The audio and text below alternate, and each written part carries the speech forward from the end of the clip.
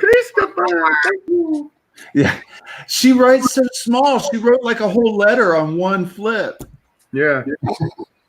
Yeah. And we're live. I think Ken pressed the live button. That's awesome. Welcome to the best 3 hours on YouTube, right here, the Coin Q&A, where we just Hey, everybody. Everybody say hello all at once. Hello. Hello all at once.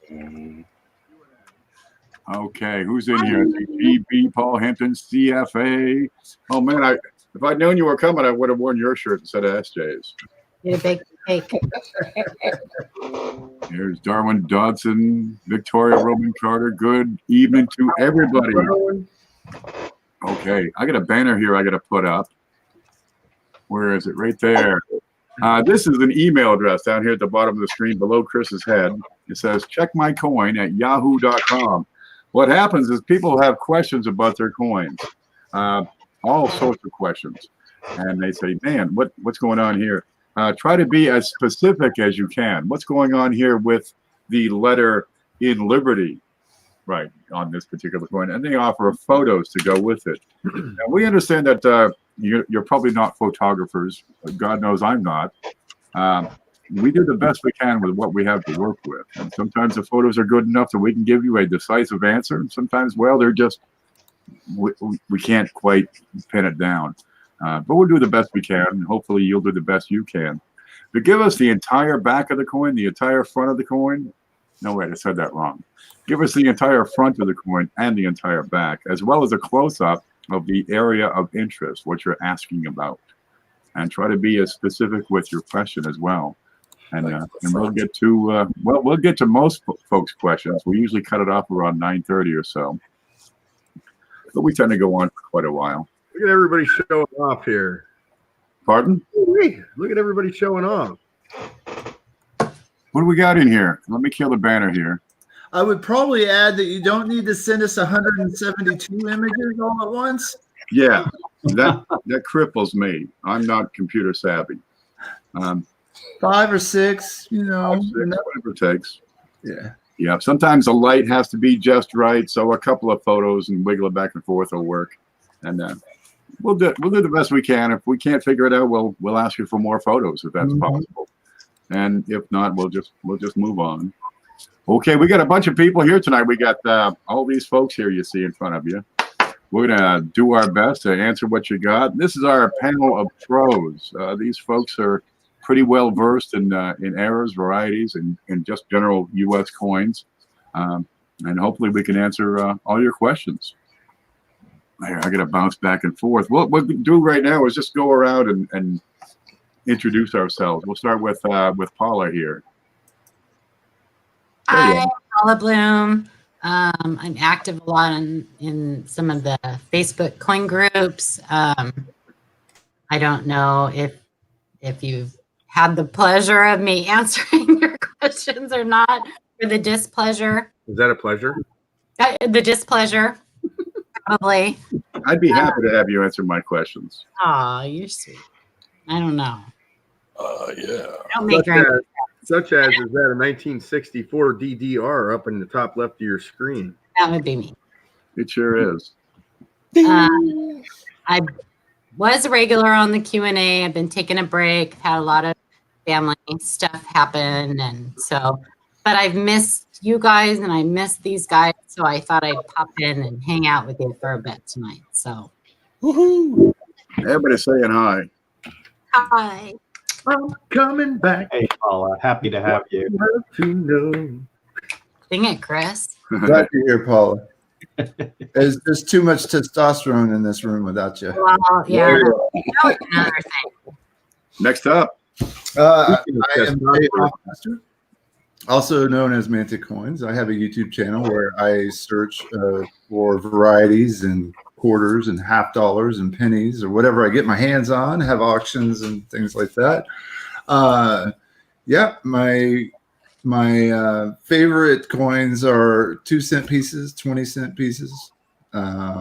I love searching for quarters because it's like I find them in every other roll, and so that's a lot of fun. I love the thrill of finding varieties. So And glad to be here. Thanks for having me again. And next up, we got this penny here. Coin Dragon. It's This the talking penny or penny. that penny? The talking penny. It's the talking cud. Look. Woo. Hello, I am Frank Waddell, also known as Coin Dragon. I've been collecting on and off for about 25-ish years now. Mostly Lincoln sets. Gee, could have known that. And lately got into varieties the past decade or so. Varieties, errors, that's kind of what I focus on. And I'm just happy to be here again. Here he is. Next up, I got Jeff Stanley here. Hey, everybody. My name's Jeff Stanley. I'm fairly new. I've been going through the hazing process of being the new guy on the panel. So I've got a YouTube channel where I do some videos, mostly coin related. I got a little bit of some other stuff mixed in there, and it's Jeff Stanley Coins and Octane. I've got my little banner down there below my chin.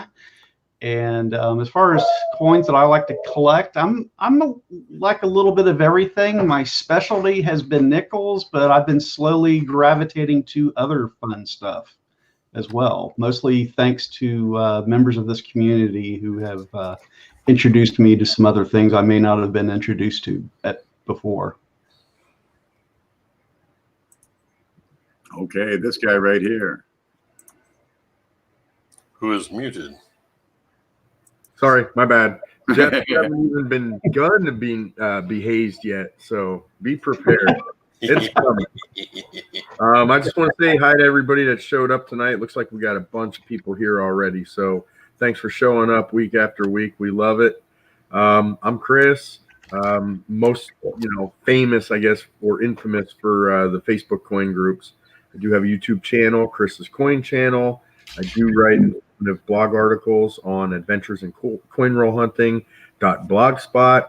But my favorite thing to do with the coin community is this live Q&A every Thursday night. So I'm looking forward to seeing some pictures and answering some questions tonight and hanging out with all my friends. Thanks for showing up. There we go. And I'm Ken. I'm tonight's host.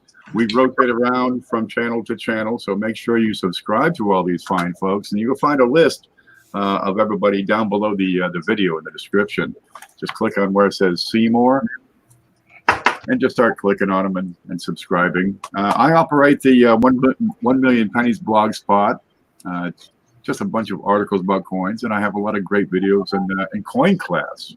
She's always check coin class. If you really want to get into a subject for like an hour and a half, yeah, it's a great way to learn. And well, we just have fun with it. I'm going to give you this email address one more time here, right down below. Where is it? Right there. If you have some photos of a coin you'd like to ask a question about, there you go. You can also just ask questions over here in the chat live. And well, hopefully we won't miss it. We do our best to keep up with that. There's a lot going on. Chris was just showing us some stuff he got in the mail. And we were hoping to get to that and find out what he got. Oh man, Eddie. So Chuck opened the bag, huh? He had a Fed sealed bag, and wasn't sure what was in it. So I thought that was pretty cool. Darn, I missed that. I know. I was looking for it on Tuesday. Did it happen Wednesday instead? And No, were they 72? he wasn't feeling real good, so he didn't do his auction. Were they 72s? I don't know what they turned out to be. I think the consensus was based on the zip code that was on the bag. I was watching one of Chuck's other auctions, and somebody had purchased bags like that in the past, and they were exactly the same, and they were all 72. So I was kind of excited for that. Oh, wow. 74. Okay. 74. 74. Okay. Well, then I'm not so upset that I missed it, but still, that would have been cool to see. Small dates, large dates. There are some varieties. Not as many. Chris Garner's asking, are there varieties in the 3-cent nickels? I only know about the open and closed 3. And over here we got Jeff Stanley showing off a neat find. Yeah, I like to keep some of these out just to cycle through for a little eye candy while we're going along. And this is a 1881 with a repunched date. That's you can nice see the repunched 8s in there. It's got heavy die clashing all over the outbursts. Love me some clashes. Yeah, those are great clashing on. You can see there's a little bit right in front of the eye. And that series is just crazy for clashes too. Exactly. Under the chin. And you keep in mind, when these came out, they were just learning to mint coins in nickel. And that's, I would imagine that has something to do with the fact that it's just, the series is very heavy with clashing. And what's that under the bust there, Jeff? Is that part of the design, or is that like long anchor? I believe that's the step off from the design. Okay. Yeah, I saw that too. That kind of shows. I think it's just the way my scope is looking at it. Yeah, that bit under the neck is normal for the design. Okay. Yeah. That's a cool repunch date. I'll leave that up there. That was a nice, timely question. I'm glad I had something to show off for it. Most dates on most coins, right? This goes back to the early 1800s. We'll have varieties. We'll have patch marks, errors. We'll have all these potential for neat things to find. Yeah, think of how they were made. Yeah, like the repunch date, for example. Before 1909, the dates were added to the die. They were punched in by hand, much like the mint marks, up through 1989. But the date itself was punched in. So the dies were made without a date. And so you have the potential for repunched dates. Yeah, and it's not just pennies or nickels or dimes. It's everything. From half-cent through, $20 golds. I love those misplaced dates too. Yeah, down the tentacle. Yeah. And up on And the sometimes back. you use the wrong size number and have to go over it with the right size number. They do them upside down. Right. Cool stuff. It's a half-cent 1809 with well, it's described as 1809 over 6, but it's I actually have one right here. over inverted 9. Could you have an Show upside that down? to us? Yeah. Is it possible to have an upside down 8? How would you tell? Yeah. Let's see if I can get it without getting the glare on it. Ah! I know she's pretty. Oh. Pretty. Look at that perm, baby. Come on, get out. I'm having problems with my. I need to oil my scope. Let me tilt it. One drop, no more. Yeah. There it is. Yeah, a little There close. you go. Yeah, we need that. Yeah. That's nice. Look at that detail. Yeah, that is a really sharp coin. This actually was one of my very first cherry picks. Paula Bluhm, you are amazing. Yeah, we're getting there. We're getting there. I know. I'm trying to get away Can you from. make that bigger on the screen? Can I? Yeah. You have that like the only thing on Yeah. Let me go to. the circle of light.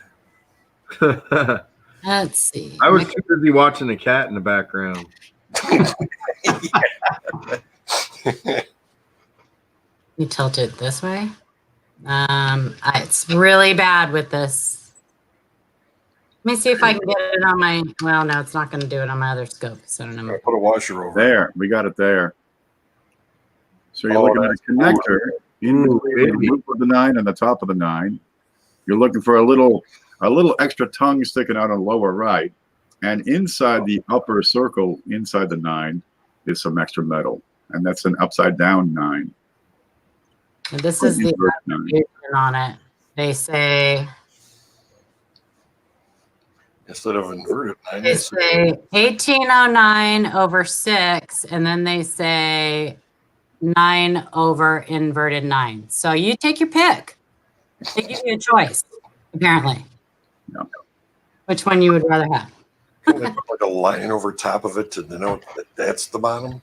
Yeah, it's kind of, I don't know why this scope is giving me fits with this. Is it cold? I don't know. Are you talking about here in Oregon? Yeah, it's always cold. Yeah, that's a decent looking girl right there. Yeah, she's a A50. AU50. Yeah, I bought her raw. Stole her. Stowed. And they didn't know they had that. I'm sure a lot of you guys probably remember. A lot of the people in chat probably remember what I did. Oh, jeez. Yeah. So that was fun. Yeah. I'm probably gonna let her go one of these days, but I'm not ready yet. I go back and forth. It breaks my heart to send coins out the door. I know. I go back and forth with her. That's why I don't. see him across the desk. Though. Especially ones like that. What's that? Chris, you got something in the mail today? Yeah, I got some stuff in the mail today. Well, actually, in the past couple days. But one thing, maybe I'll share my screen. How's that? Sharing is caring. Just for a couple of them. Uh-oh. Hey, listening? Oops, I shut my microscope off. Why did I do that? This one's here. Liston made it. Okay, let's see here. So, if you can show my screen, let me... There we go. Oh, yes. I have one of those. So, this is a 1985 D RPM. As you can see, we got the doubled RPM here. Well, doubled mint mark, sorry, but the repunch mint mark. These 80s RPMs are really tough to find. This one is ANACS graded MS60. Unfortunately, it was given the details grade because there are some scratches on the coin. So it was given uncirculated details, but nevertheless, it is an 80s RPM, and they're tough to find. Little did I know, I already had one of these that I bought from Ken Potter a while back. So I'm actually probably going to sell it. I got it for a decent price, so it's not a big loss. Right back. Now, Jessica Johnson had an auction on Copper Coins YouTube channel, and I bought some double dies from her. Let me see here. So these aren't really strong ones, but there are a lot of different double thumbs out there. This one is 1DR013 on Copper Coins website. So I got that one. I got this one, which is like a fat finger. Let's see which one this one is. That would be 1DO011.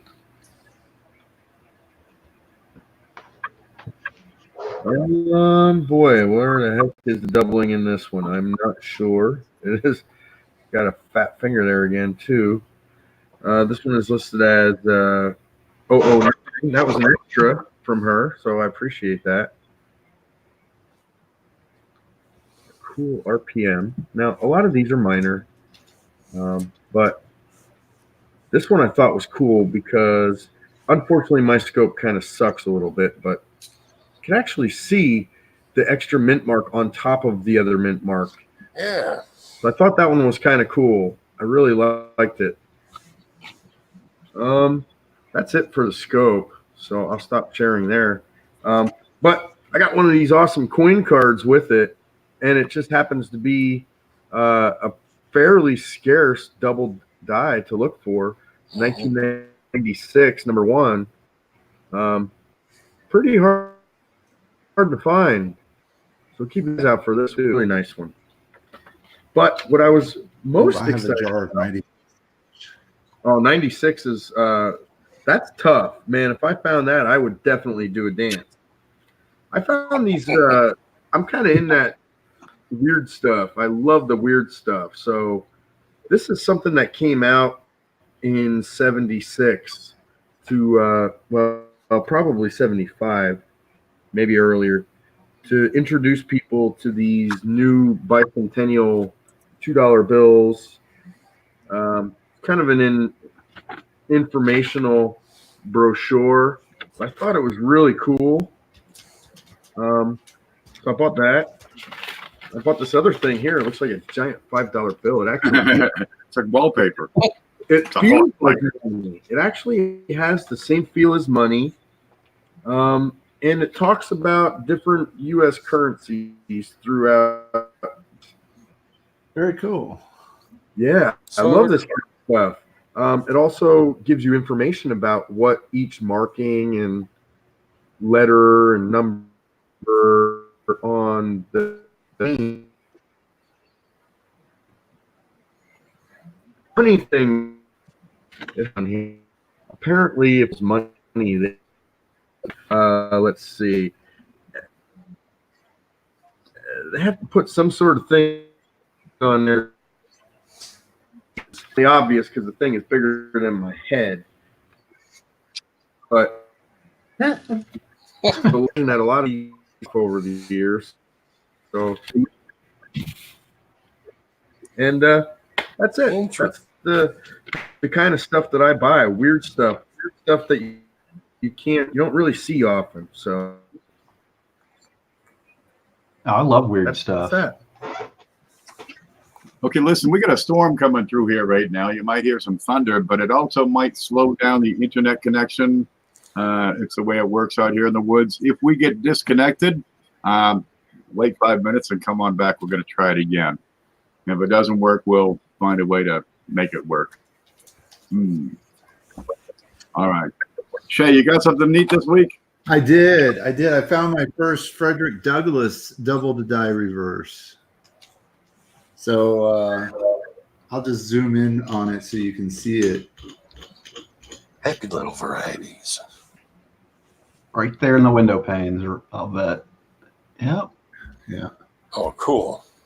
So you can see these little uprights are doubled. Right there, right there.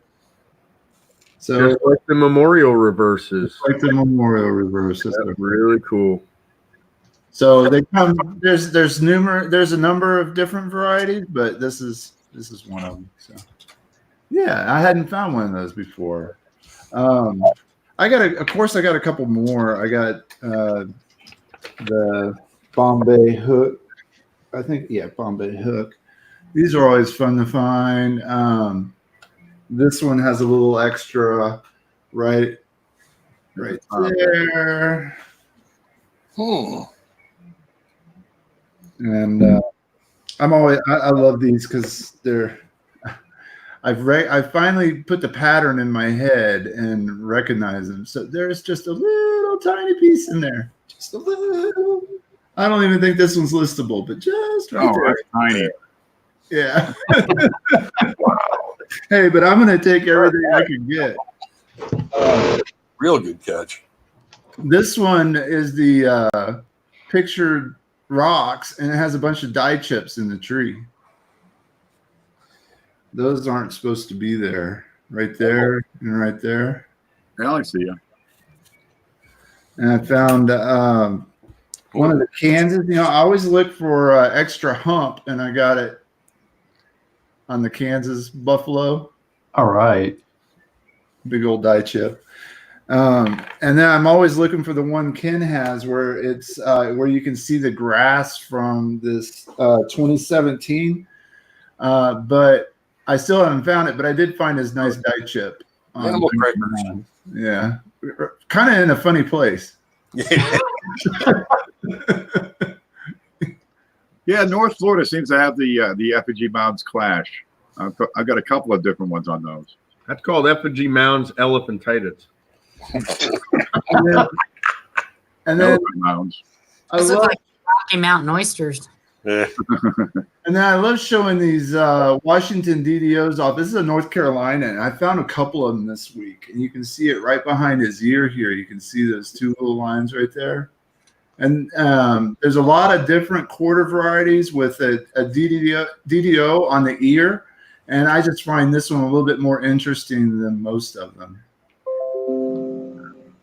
Now, Shay, is that actually a doubled ear, or is that the hairline? I think it's the hairline.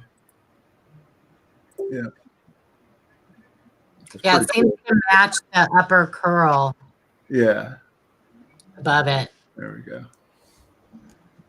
I'll point Yeah, out. that's still a decent spread. Yeah. And they're plentiful. You can find them. It took me like a year of looking before I finally started finding them, but yeah, they're out there. Donna's asking if these are P or D. All these were P. Go figure. Mm-hmm. I love Philadelphia, baby. I love it. Yeah, there are the 99 Delaware D, 99 Georgia, 01 Kentucky, 02 Louisiana, 04 Michigan, 05 Kansas, and 08 Hawaii all have doubled ears on them. Just so you know, for the D's. P's have a whole bunch. I'm not going to list them all, but Keep notes. yeah, keep notes. Philadelphia is the wellspring from which we flow. Us variety and air collectors. All right. Let's see. What did I find this week? Well, I found. Wait a minute. I got to hit that button. Then I got to hit this button. There. Okay, good. I got some mailing from Hoogie for the big show. I thought I'd show that off. There's Hoogie's Hobby Shop. Usually plays with wood, but man, we got some nice silver coming. What focus? Can't you? I wish that would focus. That'd be so nice. I'd be impressed. It's Right, camera one. There you go. Morgan dollar. So we'll put that in the big show this week, probably. Ta-da. That's a real peach right there. And there was, let me look at this one first. 1887 came in as well from Hoogie's Hobby Shop. Dum-da-dum. Nice.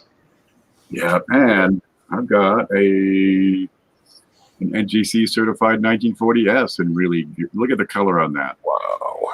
Yeah, somebody would be happy with that. Hot off the press. I wish that would focus. You had one job. Oh, it's crooked. Come on, camera. There we go. There, I click on that and we're good. Okay, well, I'm going to give you the email address to send it in. Anytime you've got to find it, just hit !QA over there in chat, and it should pop up in just a few seconds. But it's checkmycoin@yahoo.com. There it is, right down here at the bottom of the screen. And give us the best photos you can, the full front, the full back, and a close-up without losing resolution of the area of interest. And that'll help us help you. Oh, look at all the people here. There's Linda, there's Denise, there's Brian Hooper, Sharon Kenny McCord, Mike Kittle, PNC Floyd. He was first today. What's this here you got there, Shay? I've got the first email coming in from Jared O from last week. Are we up and running? Yeah, I'm ready. Oh, well, let's go for it. Yeah, baby. From Jared O, 2005 West Virginia strike through. Here I have what looks like a strike through grease and has two dark spots that look like grease remaining on coin. One under the word quarter along the rim and the other between States and Washington's head. There is a weird strike through like pattern consistently throughout the whole coin on both sides, affected the same way.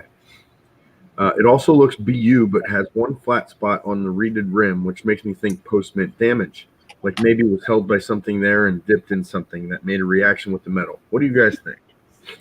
Well, let's find out. We do have a number of different photos. I'll try to get Sure looks like a plated coin.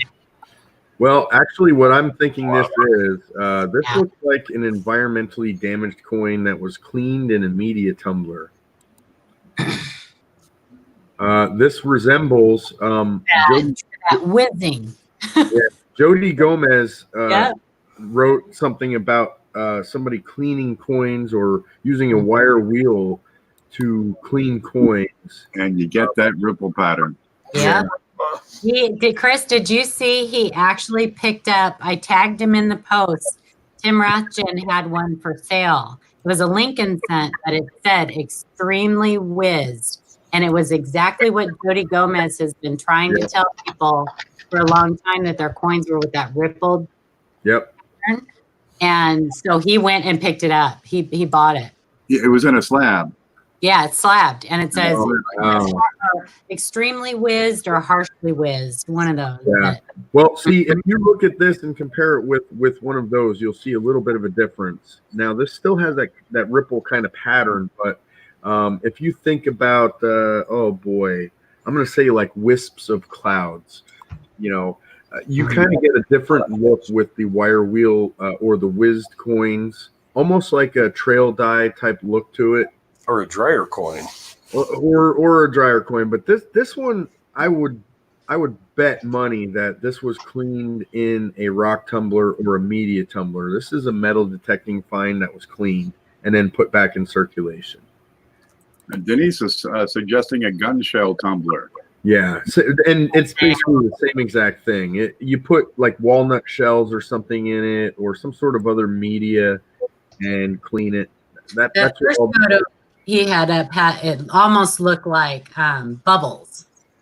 That's why it caught me as like, I'm like, oh, that looks plated, because it all had that bubbled look. You know how they get with the especially the steel, the reprocessed steel sense, how if it's a bad job, they get that bubbled look.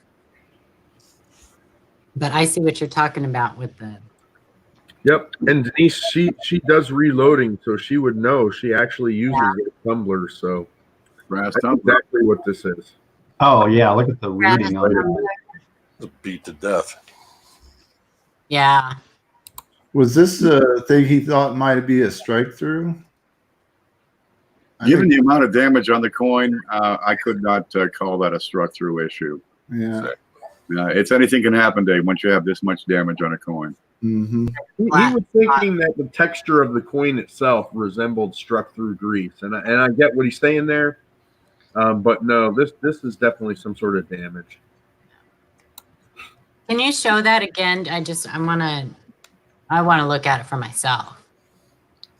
Like the full coin shot. Yeah. I just want it for my own reference. I just want it so I'm familiar with it. If I see it again. You get that much grease on a coin, it's going to squirt right off the chamber. So what do they put in the tumbler? Different things. I've seen some people use like aquarium rocks.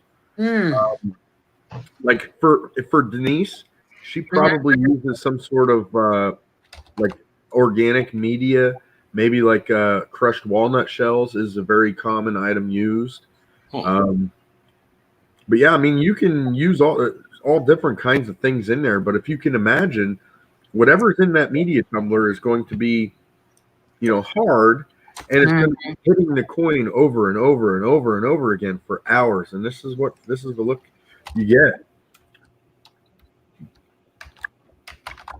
Cool. It'd be interesting to try some out and just see what they'd look like. Throw them in and see what it looks like, and see if we can duplicate the effect. Yeah. Was that the shed? Well, I've seen it duplicated. I'm a metal detectorist as well, and there's a lot of people that use that method to clean their coins that they find, so they can put them back into circulation. Oh, gotcha. Yeah, it's not uncommon. Gotcha. When you dig stuff like this up, especially quarters, anything clad like that, they are rough looking, and it's really hard to get them back into circulation unless you spend them one by one. In order to get them through a coin counter or something like that, you need to clean them. That makes sense. They get pretty tore up there. All right, we got another one from Shay over here. From Leopoldo, he's asking about grading. Hi, sir. My name is Leo C, and I'm a rookie collector. Please check my coins before sending them out for grading to PCGS. Thanks in advance. All right. Love new folks.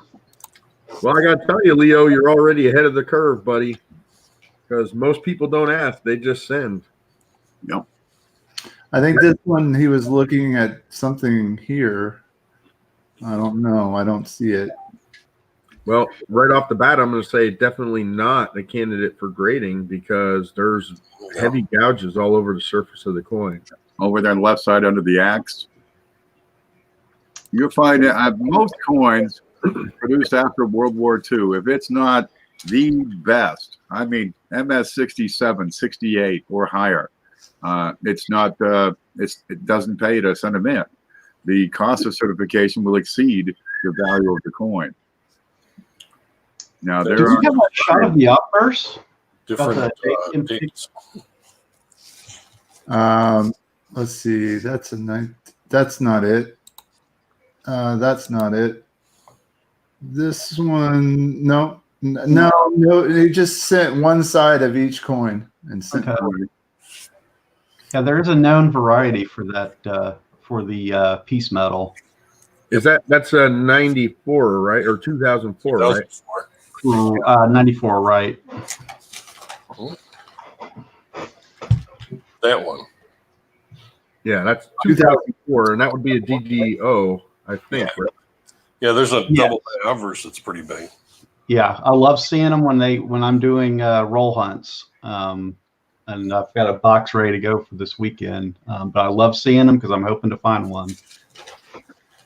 Excellent.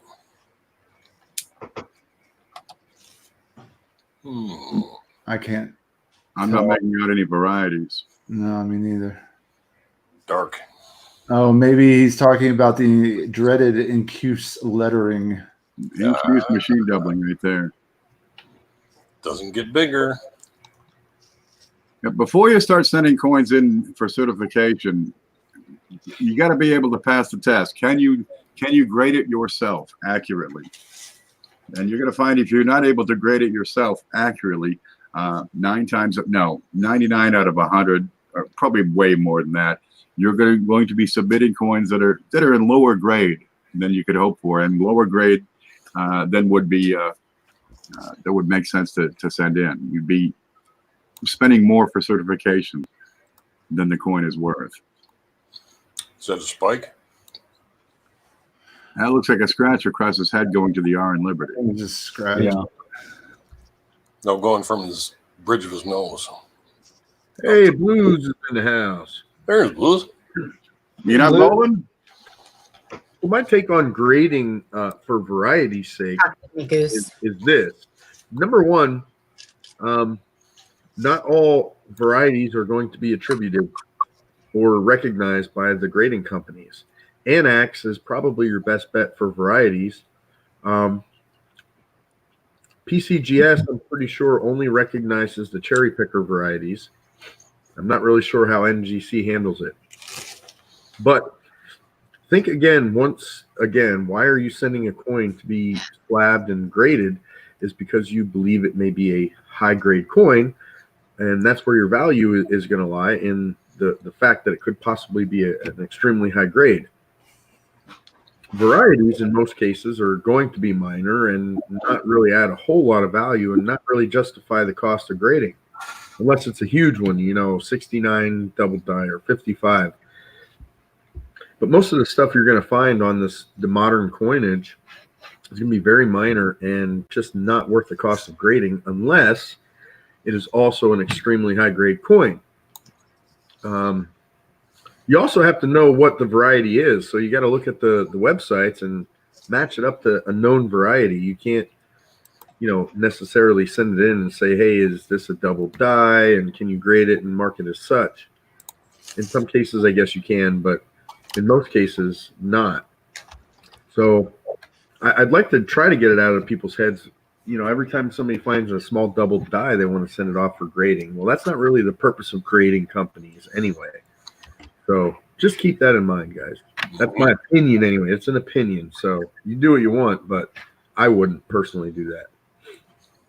I've seen a huge influx just in like the last year of people who are brand new, and the first thing they run to or go to is getting their coins graded.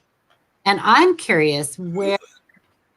When I first started, I didn't even know what grading was. Like, I didn't even find out until probably a year into it fit, you know, what grading was and stuff like that. So I'm curious why, where people are getting that information of right off the bat sending things in to be, you know, to be graded and stuff like that. Because it seems like that is trending. It's becoming like the first thing they learn about, as opposed to like learning about the minting process and gradually learning about, you know, collecting and errors and varieties. The first thing they're learning about is grading coins. It's just curious to me how it's taken that, you know, different path in just such a short time. Yeah, it's interesting. I don't know if that's coming from some of the YouTube channels or if that's coming from Facebook. Probably a combination of both. I see it on Facebook all the time. You should get that graded. Yeah. And in my experience, if you have to ask if you should get the coin graded, then don't get the coin graded. Right. They need to be able to do, you know, at least have some knowledge of grading for themselves. Seamus brought up a good point. He said grading can be used merely to authenticate a valuable variety, no matter the condition of the coin. Maybe worth mentioning. Well, actually, I did mention that. I'd mentioned the 69 and the 55. The thing about that is, it's kind of funny.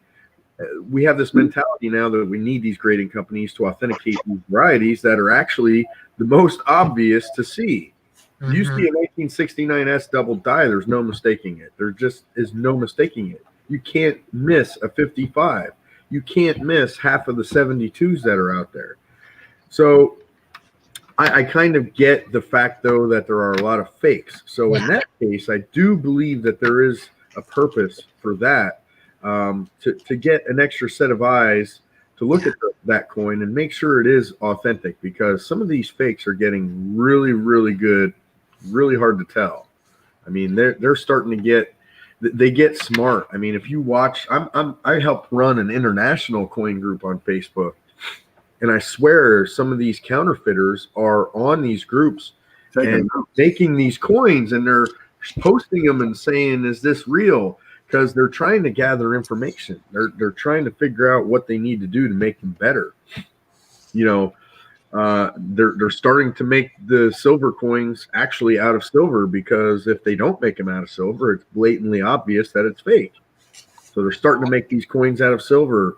You know, if they're counterfeiting a certain type of cent or copper coin, they're using the proper type of planchets to get the right weight. I mean, they're getting smarter and smarter and smarter. So in cases like that, I really do feel like it's worth it to send them in and get them authenticated, not necessarily because of the condition of the coin, but because of the rarity and the value. Mm-hmm. But my question with that is, do they spend the money to send a coin like that off to a third-party grader, or do they spend $5 or $10 and send it to Wexler, Wiles, or Potter? Oh, well, you can send it to Chris. You can send it to Mantic. Send it to a third-party grader, you know, they're going to authenticate it, but they're also going to slab it, right? Yeah, they're going to charge you $30, $40. Yeah, plus insurance.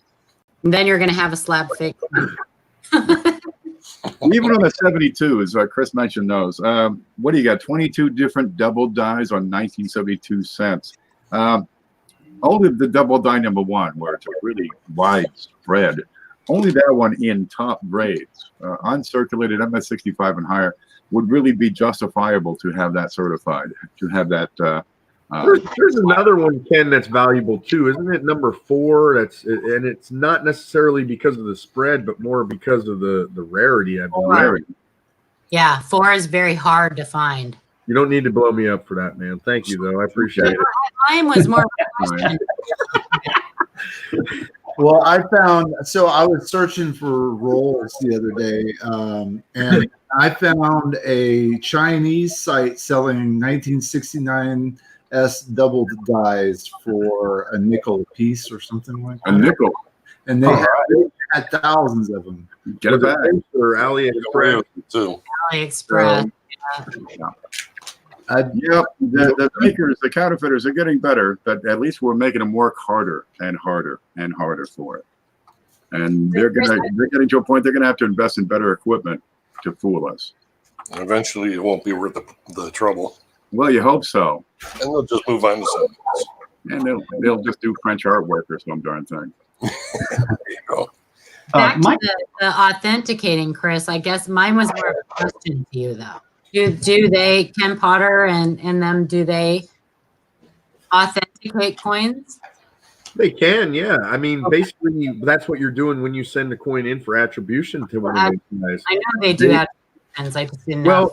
But yeah, I mean, I would say if you sent Ken Potter or John Wexler a 1969 S double die, he's going to check it out and he's going to let you know if it's the real deal or not. So in a roundabout way, yes.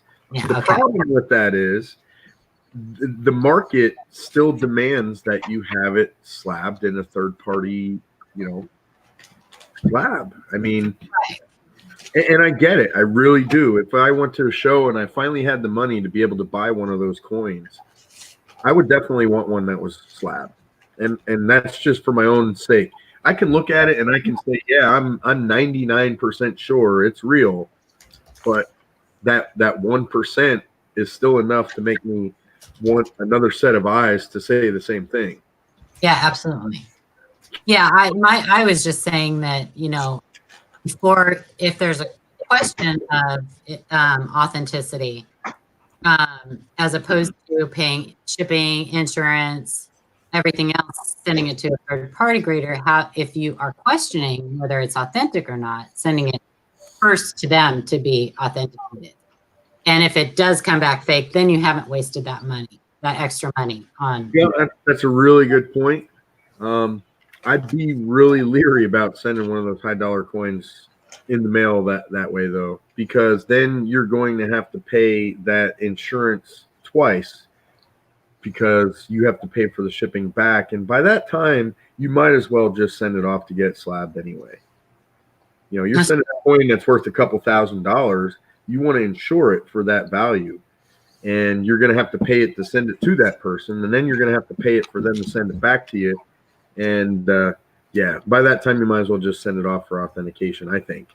That's true. Good point. Seamus is saying they don't hand out COAs or anything like that, do they? I thought Wexler, Wiles, Chuck would only attribute new listings. Do they also just double check? Yes. Yeah, and it's the same price. And they'll send you, this is number, DDO 005 in my listings. That's the way I do it too. Yeah. Yeah. Who's next? There's several times when people have sent Wiles and Wexler. Sorry, Jeff. No, it's okay. Coins they thought were new listings, and they turned out they actually were already listed. But they still will go ahead and send them a letter out telling them, congratulations, you did find this, and it was listed as, it's already been listed as WDDR. Well, I actually have a couple of those letters handy because I do have a few discoveries. I'm sure you do. So this is what we get from Mr. Wexler. He will tell you exactly what it is, whether it's a new listing or not. This one I just picked one out, and this just happened to be two of those ferry quarters I sent in. Both of them were new listings. He also does say that if you should decide to send any of these coins to Annex to be slabbed, by the way, they will recognize a letter from John Wexler. You make a copy of this letter, unless you want to send the original. I'm weird like that. I want to keep the original, and you make a copy of it and send it along with your coins that you wish to be graded and slabbed at Annex, and they will recognize it and put it on the label. So that's kind of what you get, and I would imagine it's about the same for all of them. I know, Ken, you have a nice write-up that you do. We talked about that when you attribute coins. Hey, his is a book. Yeah. Ken's is very thorough. He assigns it a grade, mentions any die markers on there that he may find, or so yeah. pretty much anywhere you send a coin to be attributed, you're going to get something back like this. Yeah, Like Money's worth with might coins. just send it to me that I'm just going to send you a gold star I've got an inspection report and a lollipop. lined up here. I had to X out the name and address, but this is the sort of thing that I hand out when I do inspections. Let me make. Can we see this big? All right. Yeah. Okay, there you go. So you get the letterhead, and I've inspected your coin and found the following, and I'll go by the numbers, verify it. What is the coin? It's a 1941 Lincoln cent. What's the condition? Is there a die variety? Is there an error? What is it? This one had a lamination peel in the reverse. What's the value? Is it a candidate for certification? And then here's the notes. As I inspect the coin, I add the notes in here. Coin shows wear consistent with very fine. There are heavy contact marks with deep scratches on the left ear, center, and bottom, as well as for the E and cent. Spot of verdigris is found just behind the top of Lincoln's head. Date shows die deterioration on the top of the form. And that's probably the reason the fellow sent it in. Thing was a double die. And this is, $5 per coin is what it costs to, have a coin looked at. And I'd say probably 2/3 of the coins people send in, there's something wrong with it. It's damaged. It's got environmental issues. It's not a variety, but sometimes I do get some varieties, which are kind of neat. Here's a 1983 Lincoln cent in AU.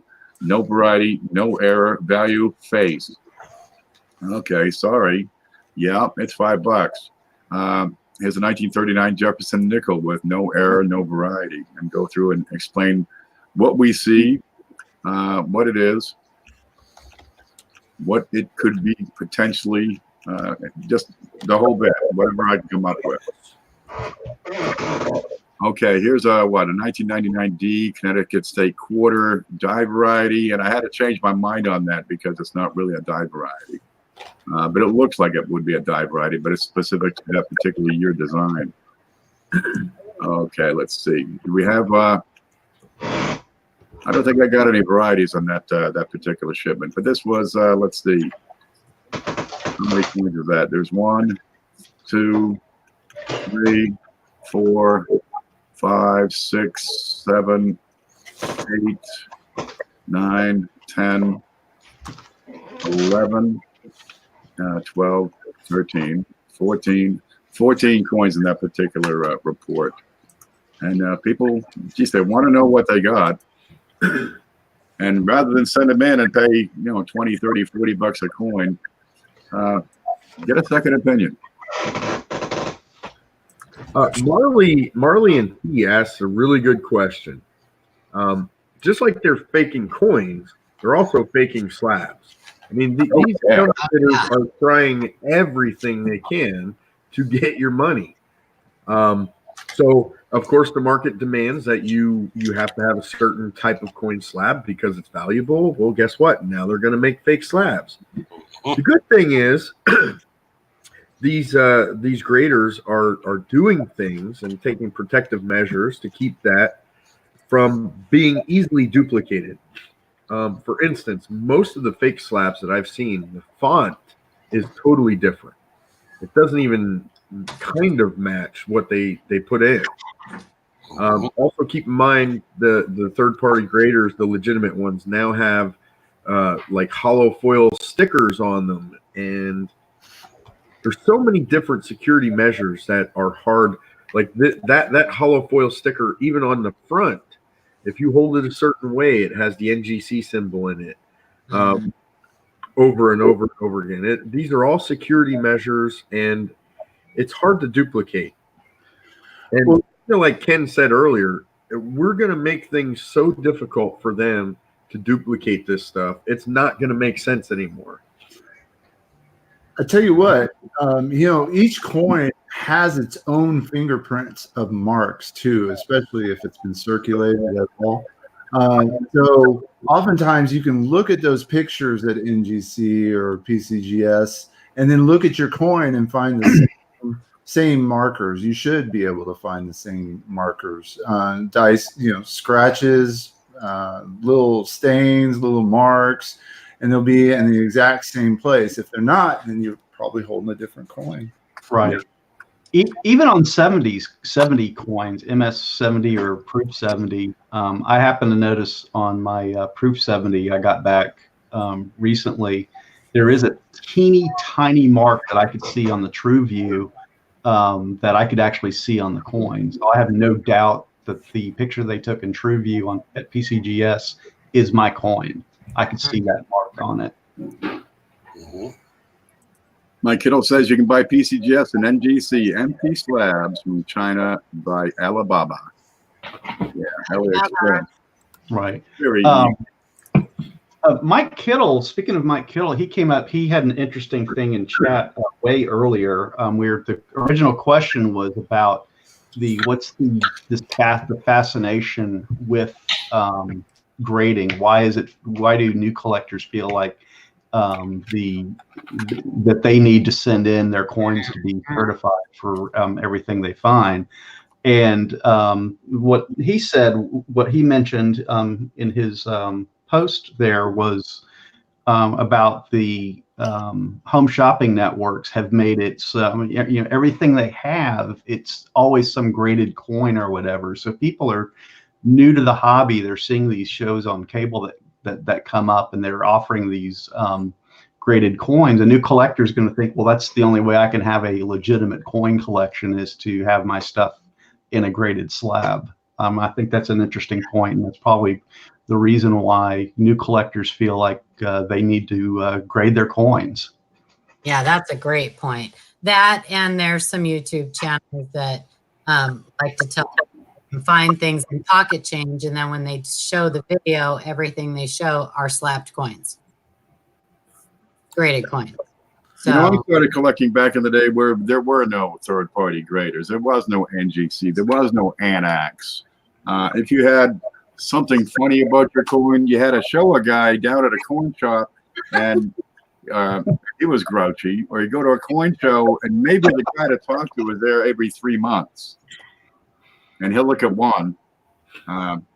You had to figure it out yourself and do your own homework back in the day. And a lot of these third-party graders have become such a what's the term I'm looking for? Such a strong presence in the hobby that, well, the simple answer is you should get that certified. Experience is your friend. Work on the experience so you can decide for yourself if your coin is is a candidate for certification. Todd Carmen asked a good question too. What do you think about third-party graders mislabeling? Yeah, of course it happens. Everybody makes mistakes. Whenever there's humans involved, there's going to be a mistake. Bust out? No. What the heck? It's so funny, Paula. I just got the giggles. I don't know. And your first night back, and look at you. You're a mess. I was a kid. We used to have to take our coins down to the corner liquor store, and That's what the guy was. I had the picture go through my head. That's all. Little Kenny. Can you imagine as a bald kid walking down to the coin shop? Hey, Mister. Oogie says the third grade partiers are running the show. They're running the show, and new collectors are their new markets.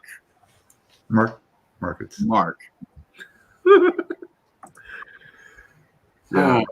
Well, that's all. I've noticed a big thing, Chris, and you've probably seen it too. Well, all you guys that are on Facebook a lot is where the third-party graders are really wrong lately are on error coin.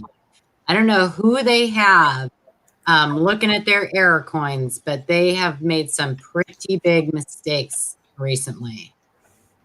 Well, the good thing is I would assume that they would all stand by, their service, and if it's wrong, they'll fix it. And that's kind of my answer for Todd anyway. If you pay for some sort of attribution and it's wrong, I would send it back and get it fixed. That's what I would do. I love searching through slabs for mislabeled or not labeled, variety. It's profitable. You can do it. Oh, 1943 slab Lincoln Steely that was San Francisco, and the slab label read Denver. Yeah. Who is it that looks for the 1909 double dies that Oh, are? that's Jay Painter. Jay Painter. He kicks butt. What was that one Charmy got? Charmy Harker, she got a 1909 VDB matte proof. So she got it. It was slab and not. They missed it.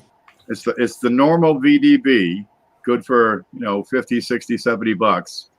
But in reality, it was a matte proof, good for what, 15, 20,000? 5 figures, yep. Yeah, easy 5 figures.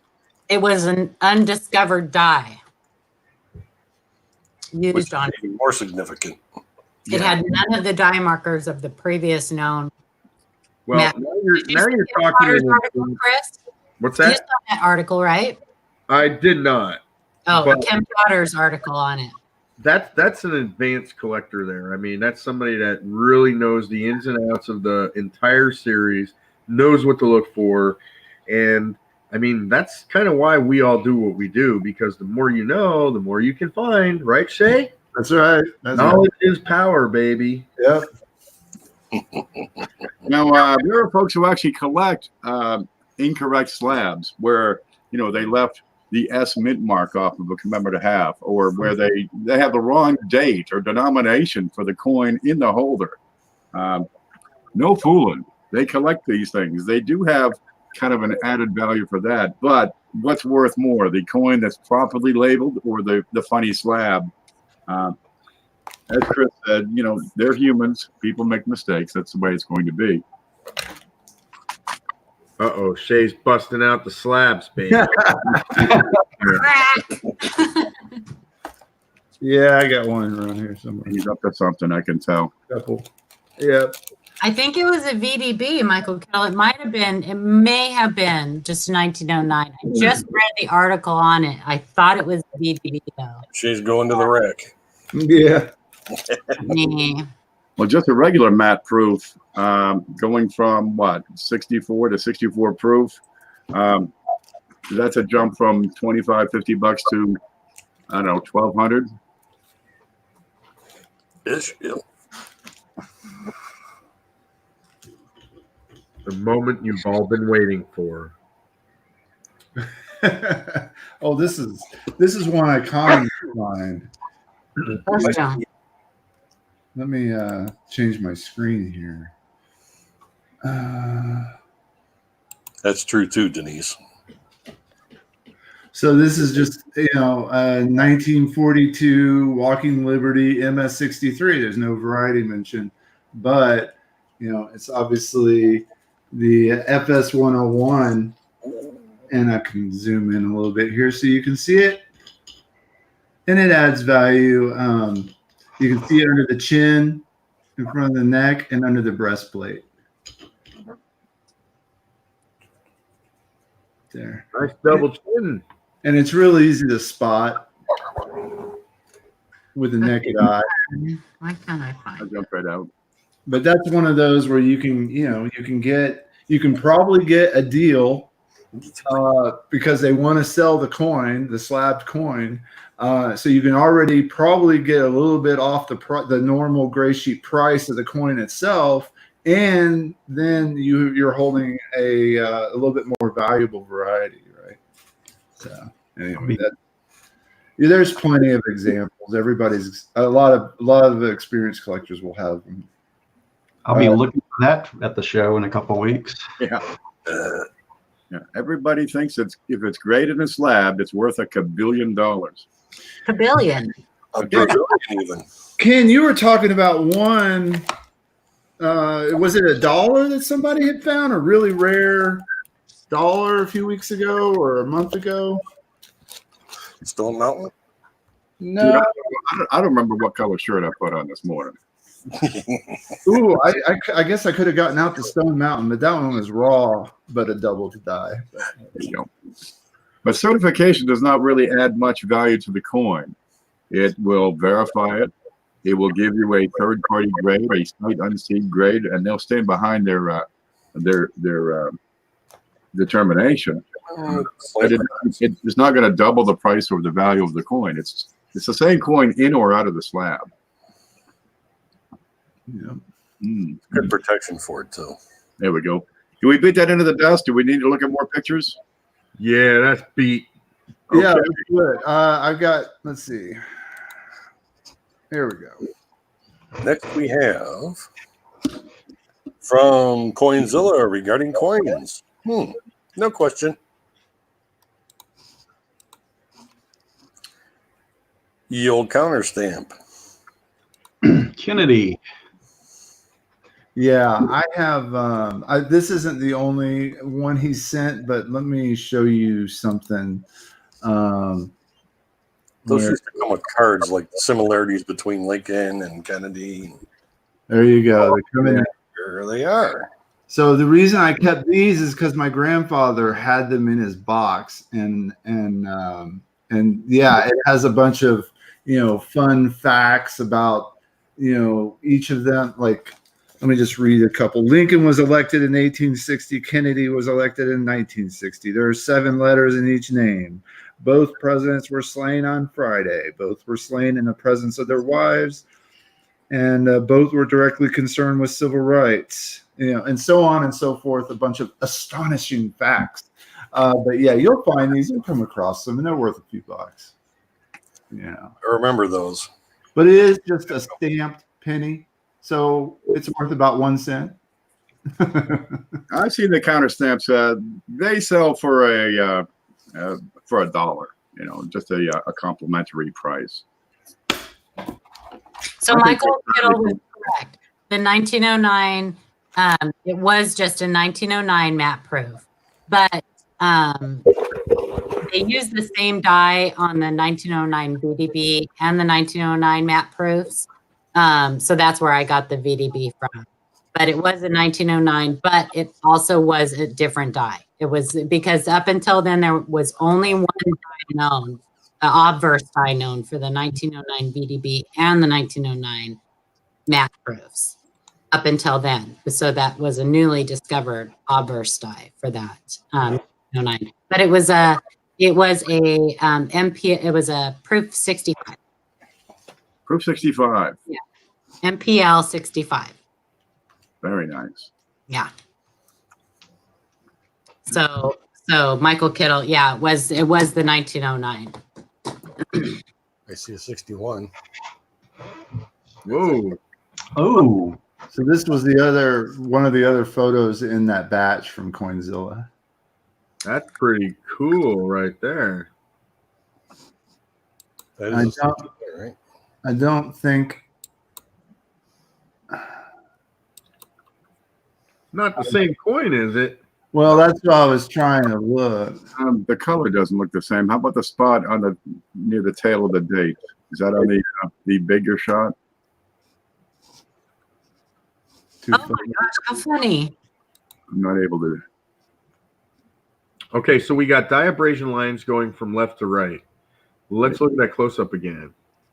you could see him coming off of that one. Oh, you can't see the I see him going up and down here, so I don't think it's the same coin. Oh, he says 1960. He's in chat.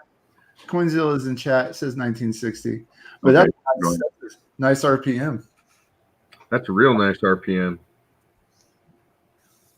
Oh no, Michael Kittle. I'm sorry, you guys. Look what Michael Kittle wrote. Oh no. Well, and that's why I didn't have the diagnostics. Michael Kittle, go with your instincts. He actually saw the 1909 set in auction about a year earlier. It was very pretty, but I did not choose to bid on it because it didn't have any of the MPL diagnostics. Oh well. Oh no. Oh, So close. So close. Darn it. Oh, Oh, Michael, that breaks my heart for you, honey. it's the, Yeah, the one that got away. That hurts. Okay, I've got one ready. That hurts me. Oh no. Microphone. Frank? Yes, sir. Just the Nitro says, yes, I'd like for you guys to take a look at this and confirm. Also, could I send it to NGC and get attribution? Just wondering, what other question? Would it be worth conservation or just leave it as is? Thank you for your time. Okay, we got some pictures here. No, I had the pictures. Now they're gone. Okay, stand by. And Hoogie. Bye. I flubbed. Where'd they go? Don't bust his coconuts, Hoogie. Remember where I put them? There they are. Okay. Under there. Over there. they're in the blue cup. Right there. There. Okay, give it one moment and this will load. Let's see. Open, says me. Screenshot again. Here it is. So if you got a 2 cent here. Love the 2 cents. Before. But might be. So, wait a minute. Let's see. Can you get in closer on the date? I just happen to have my little book Got a here. bit of a rim cut. That 8 is awful. Oh yeah, there it is. Look at that 6 in the first one. Yep, and a tripled 1. That 1 is just all over you. That's a big fat 1. That's a wider code than it should be. So that looks like 004. That sounds about right. Big old whack there, too. That's the first thing I saw. This is a repunched date. Yeah, because the 003, you can see it in the 8, and that one you can't really see it. The 004, you can just see it. Just a skosh. Okay. But it looks like the 004. Quadruple punch date. Is that the Flynn has that as RPD 003? Flynn has the one that he's got right there. That one actually looks like. Hang on. It was a rough start to the shift. Now it doesn't look like they're there. Unless, well, that's damage on the 6. So This is I would damage. say that's 004 in Flynn. Okay. Punch operator was 1-eyeing it that morning. And this is a little rim cut right here. Let me see what the. Sure is. Well, he's also got the diagnostics are double diaverse in and GO of God.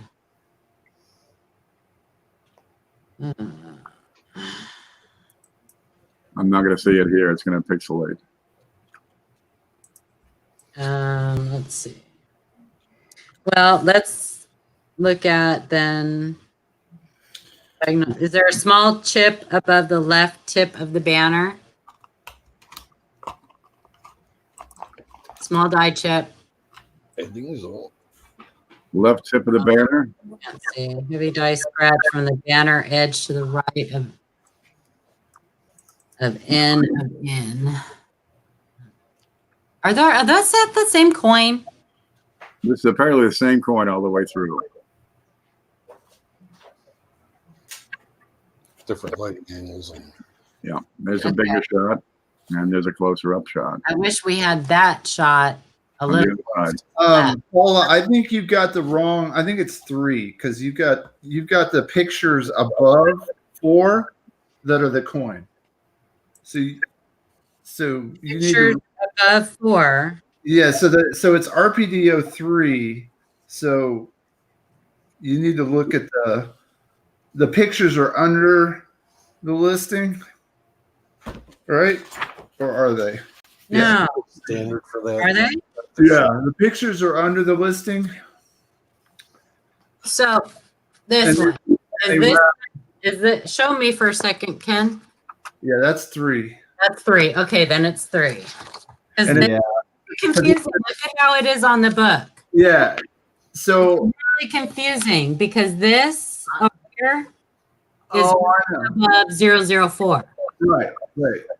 So it's you got to be real careful with this book because Yeah, I've had that happen too. yeah. And you're going to go back and study, and oh, okay, this is the one. But I knew that 1 was a triple punch, and I should have picked up on it when you said quadruple punch. quadruple. Okay. But it does on the reverse. You can look; it has a complete D, That's an unfortunate layout. and there's a die crack up. Yeah, because top of the unit.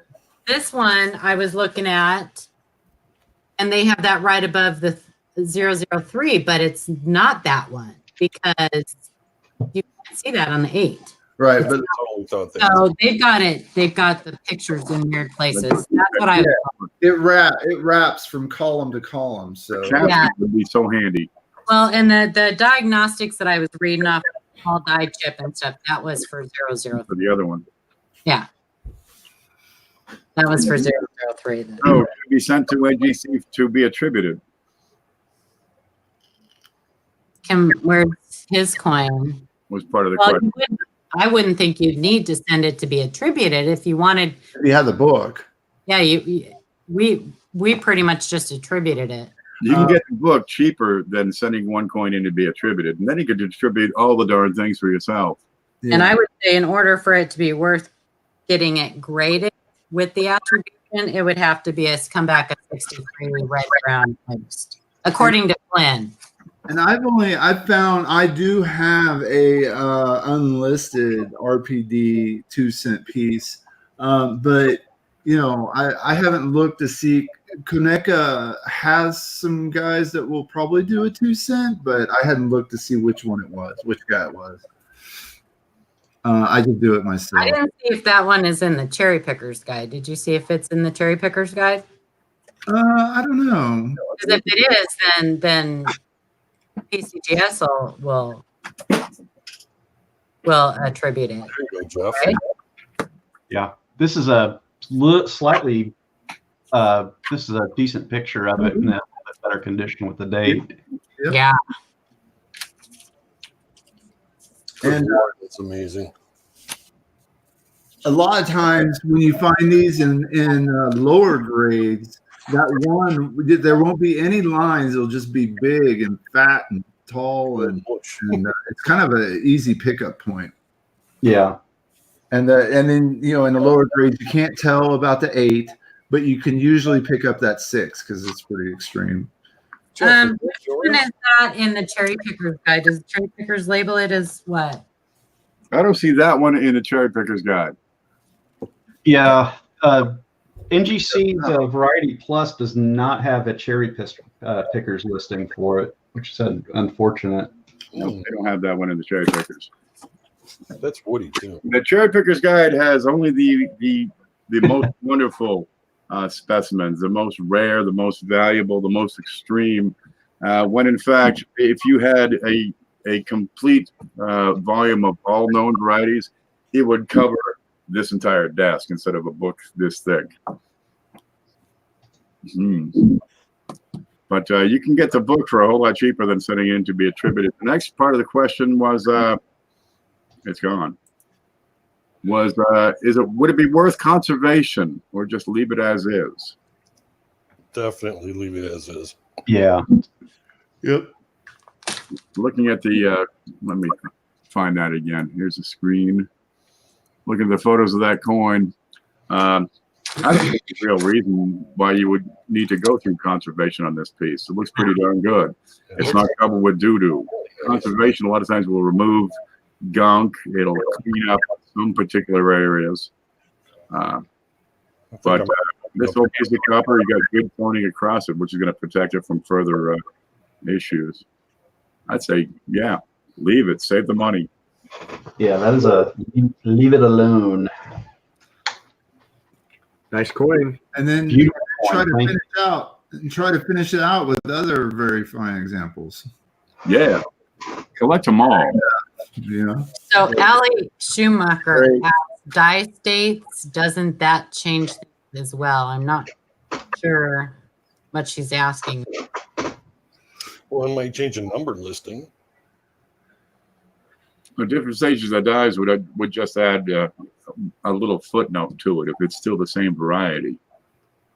Yeah, the state would just be the state of the dye, and as far as deterioration and stuff goes. But Generally, people want to either the freshest stage, the nice new ones where you have a more crisp design, or they'd want one with a later stage where you have more character, more crack, funny things going on.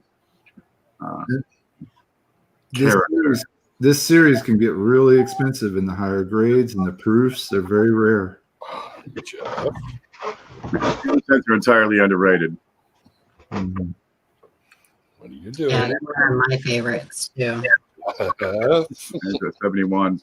This was one of my cherry picks. I picked this one up for Oh man, that's Song and a Dance a few months ago. What kind of dance?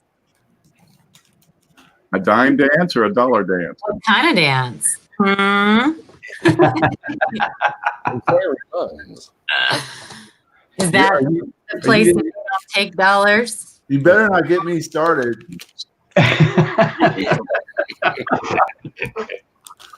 Allie's talking about the die state again and different pickup points. The variety, for example, what Jeff is showing here, the variety would have the same pickup points for the most part. Mm-hmm.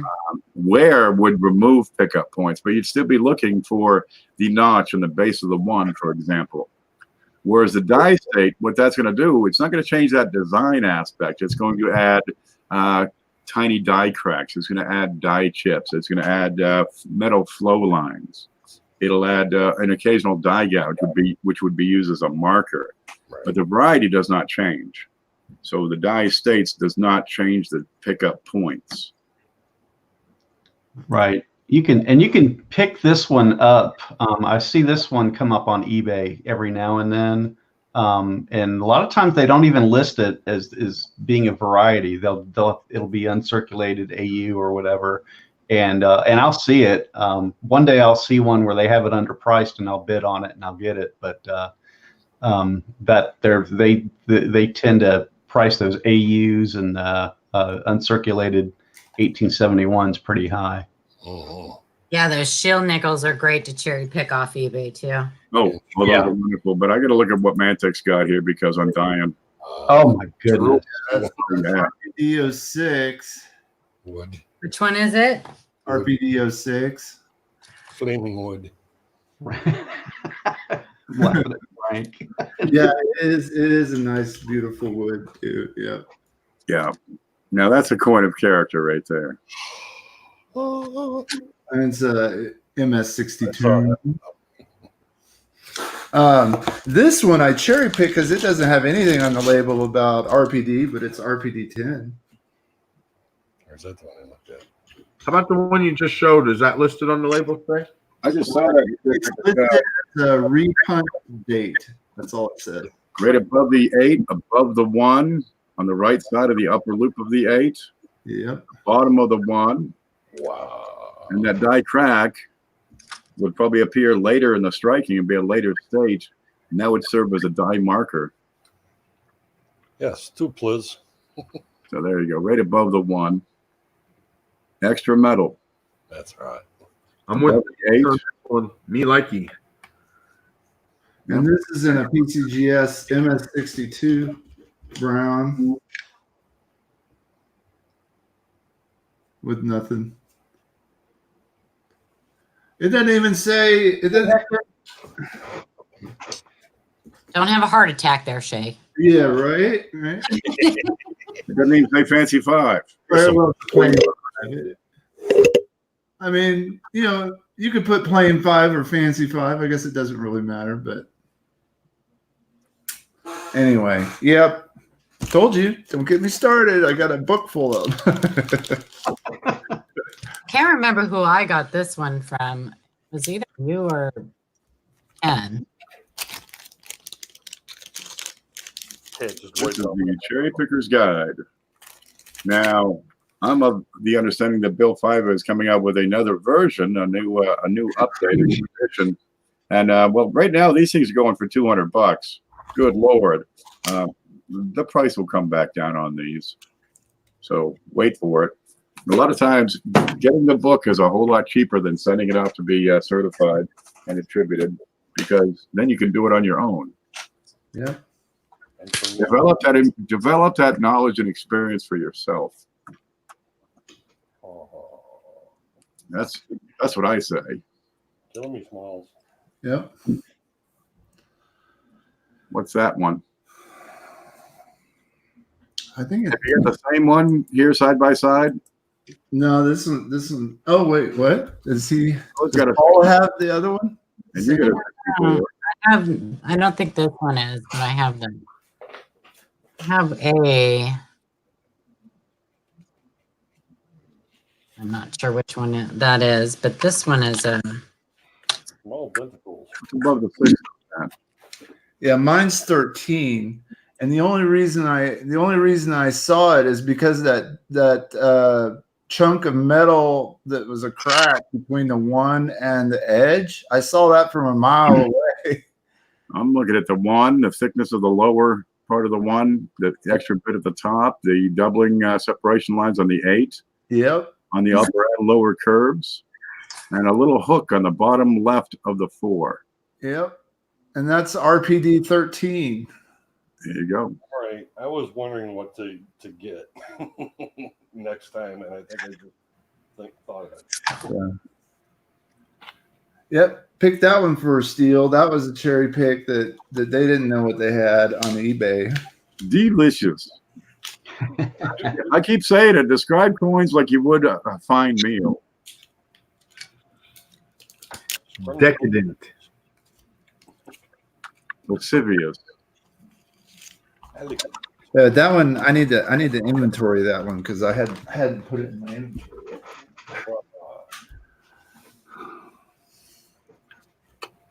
Right above the 6. Extra metal. Hey, do we got any more questions? Yeah. Oh, we've got tons of questions. I guess Waiting. we see it. We did it. 27. And it's 10 o'clock. Now you guys know why I like 2 cents so much. All right, let me grab the next question. 2 centers are just terrifically undervalued. They always have been. And honestly, if you got another 1,000 people collecting 2-cent coins, the prices are going to jump. I can read this one. Well, you can. Flame of Blades. Did I discover a new DDR? I was looking through some zinc 1982s when I saw this under my scope. Is this a new 1982 zinc large date double die reverse? Let's see what's double on there.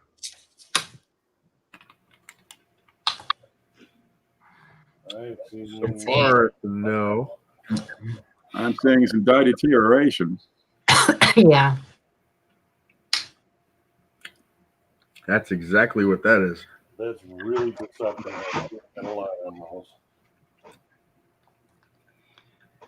You talking, Frank? Yeah. Your sound is down. You got a cat on the microphone? So my cat would. Yeah, there's those skinny tees, Frank. Yeah, I've seen this a bunch. Mm-hmm. That deterioration. It even mimics separation lines on them. Yeah. I despise 82 large dates. You get that strike doubling that mimics those separation lines too. Yeah, this is Frank's nemesis right here. Yeah. I would imagine we saw this a lot. We see this a lot in 82 and 83 as we moved from the copper Lincoln cents to the copper-coated zinc. You are 100% correct, Jeff. Mm-hmm. You got to realize the copper was so much softer to strike. The zinc is harder, and it started tearing up the dies. So you got a whole lot of new issues with the zincs, die cracks, this particular form of die wear you see. Well, yeah, they had to adjust everything, how they nailed everything, and Right. The dogs agree. And this went on for a few years. The 80s are terrible, as Ali says. You know, anytime they had a change in metal, terrible. Yeah, the mid to late 80s were pretty boring, and the early 80s were just riddled with problems. All right. From Dodger 455, he's got a Homestead DDR number 1. I haven't seen this one before with window and pump handle on the same coin. Have you guys? So, Yep. Yep. Yep, and yup. 55, you got it right. Yep. I'm pretty sure that's one we were looking at last week. Not this specific coin, but the same double. There's a few like that. Oh, several. Yeah, I wanted to. Like that Die Crack has that one. It's a really cool one. I really like it. Well, let me try to open up an email. Oh, I think good. there's a little bit of damage on that handle, but I really like that with the window and that doubled handle. Yeah, that's a nice obvious one. And he does have more. Let me go through them. He's got let's see. Here's 22. Yeah, Coin Junkie 55. That's a variety. Variety Vista. It's a big handle. Now note the WDDR, which tells you that it's Wexler's listings.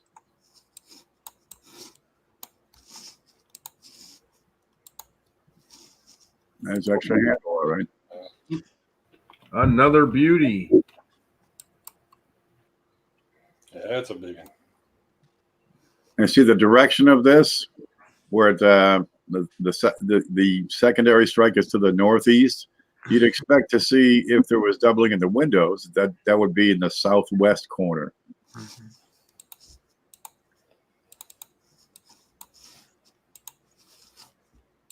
How much is that doubling in the window? Ruff, ruff. Was it Doris Day? See, I don't know. I did a little tap dance when I was in tap, though, to that song. oh, And to Lollipop. Lollipop, lollipop, oh, love. I think And then those were like my first two dance recital songs. Boom, boom, boom. Are you gonna dance? I'm not. Stop it. There's extra meat in there. See the regular size of the window? There will be no dancing tonight unless Jeff wants to pull out his chills. And what do you call this specifically, Ken? You always have a word for it. Mullion. Mullion. Huh? Yeah, it's the little pieces of wood in between panes of glass and a The door. molding. The molding. No, mullion. Mullion. Mullion? Some say mullion. It's a mullion strip. That's actually what it's called. Mm-hmm. Yeah, they were a lot thicker earlier because the wood crafting was a little simpler, and well, they couldn't do them as finely as they do nowadays. They didn't have aluminum to work with. They had, like, a pine tree somebody cut up 2 years ago. Things last forever. Oh yeah, Larch, you kidding? That stuff will take a hurricane and just stand right up and say, "Give me more." Oh yeah. He's got a snow in the upper window. Dodger 455 has been fishing in the same quarter pond as me. Okay, this is different from what they call snow on the roof. This is a die chip. That's a pretty sizable die chip too. Be nice. And you can find them. 4mm.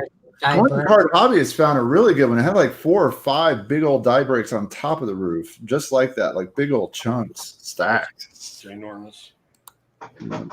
Million. That's 1 billion. Hattie Page did the Eat the Lollipop or the Dog in the Window song. In the window. Hattie Page. Yeah, my grandmother used to play that song for us. Danny Kaye. We always watched Lawrence Welk. Oh, I know, me too. Sandy and or Danny and what was the two? They were Mouseketeers originally. Oh my gosh, they danced together on Lawrence Welk, but they were Hannah Montana? Huh? Not Hannah Montana, Frank. Yeah, she was one of the Mouseketeers. I swear it. Okay, Superman. I get a 64D Kennedy dual. Annette and no, that's never mind. Bucky. Cubby, Bubble Maker. Cubby Bubble Maker. Violet Bick. Veruca Salt. She was well, look at that one. She was not a Mouseketeer. Veruca Salt was a Musketeer. It was the last season. That must be from Super Silverman. I've seen him show that a few times. Yeah. That's a peach. Serious. Look for this in your pocket change. If you've got, You get Kennedy half in your pocket change. yeah, if you're getting 64 Kennedys in your pocket change, please let me know where you're getting that change. Right? I want to shop. I can get more rolls. Look at that 4. Oh, wow. Yeah, and the syrup, upper syrup there. And hello. No, I'm talking about EDO and an RPM. Bobby. That's Bobby. a nice one. Yep, I have one of these. I love it. I don't hang on to a lot of hats, but I would for real hang on to that one. Annette Fettuccini, that's her. No, I'm talking. I know she was. There was Bobby and somebody. They danced on Lawrence Welk together all the time. Bobby and Cindy. Yeah, that's it. Yeah, they were moonlighting on Brady Look at Bunch. Marcia. Oh, I remember Joni and Chachi. Joni and Chachi. Oh, I quit. Frankie Avalon. There you go. From John Ann, he's got a coin question. Can you please look at these 2 pennies and tell me if they are DDRs? I believe that America has doubling. Let's see it. Well, that would be. Hoogie, where do you get your pocket change? Denver's notorious. Tide deterioration. Mhm. Whoa, what the heck is going on with that? Different coin. Frank, are you talking to yourself over there? I'm working stuff out, yeah. He's got a cat on. You need to take a pill. Working stuff out. Right, yeah, I'm talking to Kenzie. She's like right here. Aw. More tide deterioration. Oh my, yeah. Yeah, that's all kinds of deterioration. They're starting to. See that ridge ring? Yep. That rim ring? How about to mention that? Yeah. Just starting to come up, but crawling up it. Mhm. There's no extra thickness to the raised devices. There's no relief on the doubling. What you're seeing is for doubling is the metal wear as it flows into and then out of these devices. That's where it wears down the dies more, and of course, it's going to reflect the same shape as the letters. You can actually see the flow lines, the radial flow lines up there too, in that rim ring. Can you zoom in on that, Shay? And you really have to pay attention with the Denver mints because Yeah. for some reason See those? they look thicker than Philadelphia mints. You got little ring right above the M. It just goes right along right there. Yep. Okay. And then you see the radial flow lines that are flowing metal towards the rim. That's all die deterioration.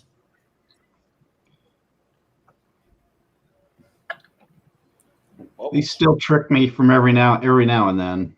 Oh yeah. Oh yeah. I'll get excited for about half a second, then it's Jeff, if anybody should not be tricked by these, it should be you because you're a nickel guy, and nickels are nothing but deterioration. Oh God, Not kidding, man. you're lousy with it. they are. I know what he's talking about though, because you do get it to where they appear to have notching and stuff. Very deceptive, and you get the light on it just right, and you're like, "Oh, that's notch right there." If I ever saw one. Okay, I got this one. With that dye deterioration on those shiny zinc cents, you get all that reflection.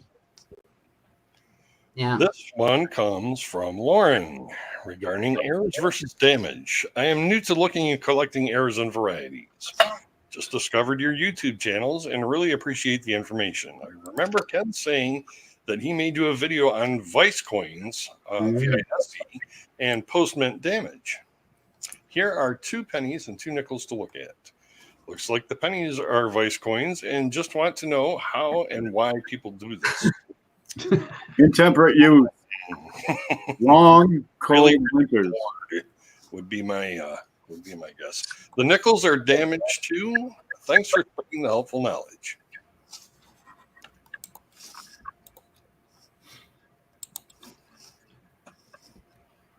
That's a counterpunch. Yep. That's a counter The Whittler was there. with the 2 down there. There's your die deterioration. That just wore out. Christopher said last week with the dryer coins and that being very broad term. That one took a ride on a belt sander or a pocket rod. Yeah, she took a ride, all right. Vice coins are a broad term too, because that can happen in so many different ways, and it's not necessarily intentional. See how that letter is incuse and backwards? Backwards. Now let's think about the way the coin is produced. The die is going to be backwards, so that it'll make a forward imprint on the coin, and on the coin, the devices will be raised. So in order to get that NI, that IN above the date, you'd have to strike that with a hub, wouldn't you? Because you cannot produce that with a die. The die would produce raised letters that look forward. The hub would have incused letters that are backwards, but also striking it with another coin would give you backwards incused letters. Well, they didn't strike it with a die and then switch it out, put in a hub, and then put the coin back through and put it in part way and strike it with a hub. That didn't happen. That's an uncontrolled child saying, hey, look what I can do. For whatever reason. When people got their reasons for doing this stuff, this is why we can't have nice things. But another coin was pressed into this one.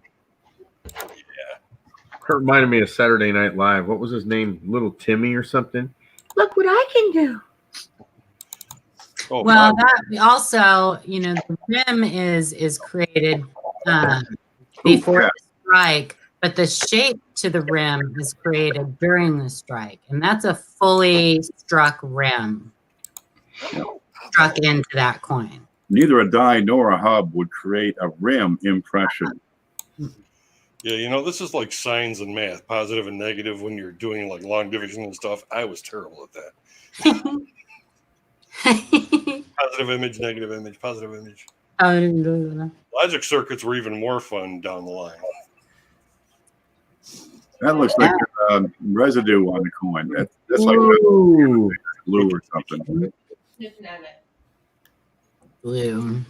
Yeah. Some kind of doo-doo.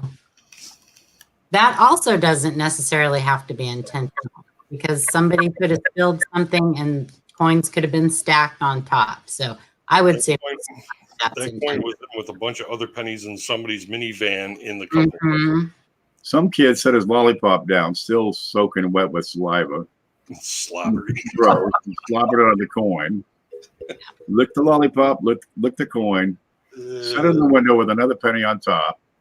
This is why we wash our hands frequently when we eat coin refund, don't we, people? Explain also clashing, how that could not happen with a clash. What's this extra bit in front of the head under the word trust? That's not the result of a clash. And how you can also see something else on the coin. Yeah, when you see something weird, explain it using the mint process. Explain it in a way that that makes sense. If the mint were to create that coin, how could they do that? Even if they did it accidentally, how could it be produced by the mint? That's what you have to do. Show me your example of a clamshell, though. I liked that example that you used. We got a clamshell?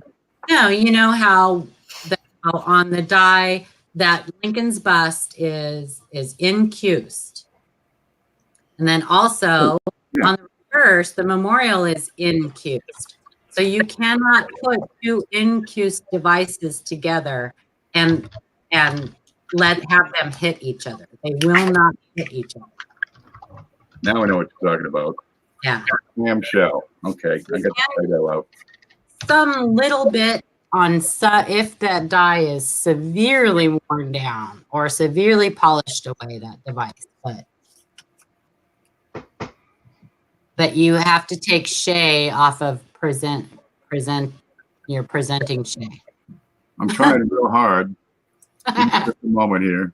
The clamshell, the clamshell. Okay, so we got that didn't work. There. Okay, here's a die, the face of a die. Here's another die. It's a little rough. Okay. So here we have a real die from CJ. Or how about this? Look at this. On the die, the devices are lower than the field. So let me take this and I'm going to make the devices lower than the field. This is going to be shaped like my finger. Okay. That's lower than the field. And on the reverse die, the same darn thing.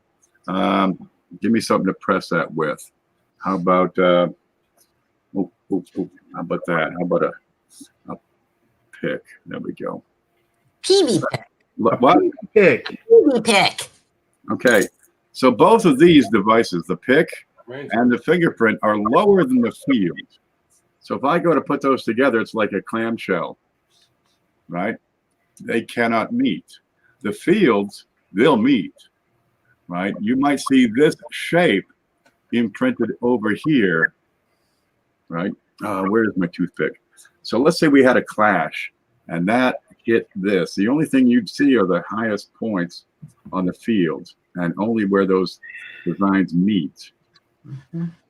Okay, you'd have them up here, you'd have them over here in the proper shape, kind of rounded. Or, okay, oops. But I'm not going to get a clash in the center because this is lower than the field and that's lower than the field. So they will never, ever meet. Da-da-da. They can play do Illuminati science here. There you go. It's like a fortune cookie. There, a clam. Okay. So that's the sound that clams make. I always wondered. Yeah, that's it. That mostly they just bubble. You know. Trouble.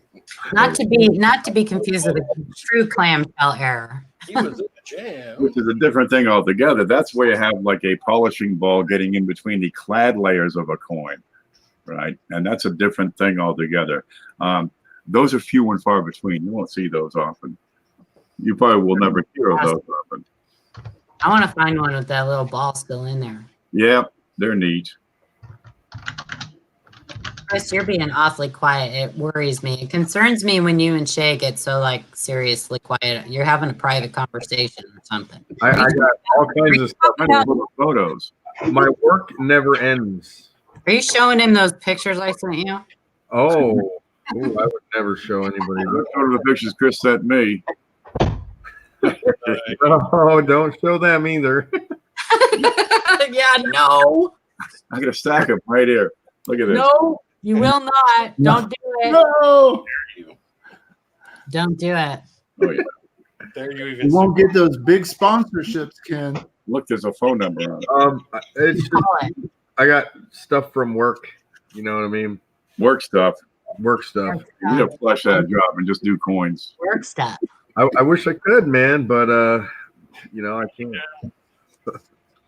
Yeah, me too. I'm waiting for some nonsense call to come in. Hopefully I don't get one. I used to be on call. I'm not on call no more. I love it. You Yeah. had some pretty cool stuff for sale there, Chris. So was I. Yeah, well, why don't you buy it there, Paula? Anyway, this one. Yeah. What do you take Wick? Well, I do like milk and vegetables, so Jeez. Right on, dude. from Benjamin Marler, 1962D RPM. Hey, needing some help whether this is an RPM. Can't figure this one out. Let's take a look. Really nice. Let's take a look. Please let there be another. Coin. Ooh, up at the top right, Yeah. right about 2 o'clock, you get a little horn sticking out, kind of. Yep. I want to see the bottom. So is that a contact mark or is that extra metal? Yeah, we need to see. I need to see the whole thing. Why is that picture cut off? Oh, You truncated the button. Nice color on that coin. I'm going to say that this is most likely a very minor RPM, and I find a lot of those, and I put them in a neat little drawer that I have, and that's about as far as they go because I don't think anybody's going to list them. Hey, Yeah, look at this. brother. I got like just like miscellaneous RPM. I have bags of these. How funny is that? I have bags of these. Yep. Oh, that's like way more organized than I am. Bags, I just Well, they like didn't always used to be in bags. They finally have moved to bags. I have piles. Oh, sorry to hear. No, not the disease. Piles of coins. I just put them over here for a while. I scrape That's everything not up a into a disease, bucket. it's a symptom of a disease.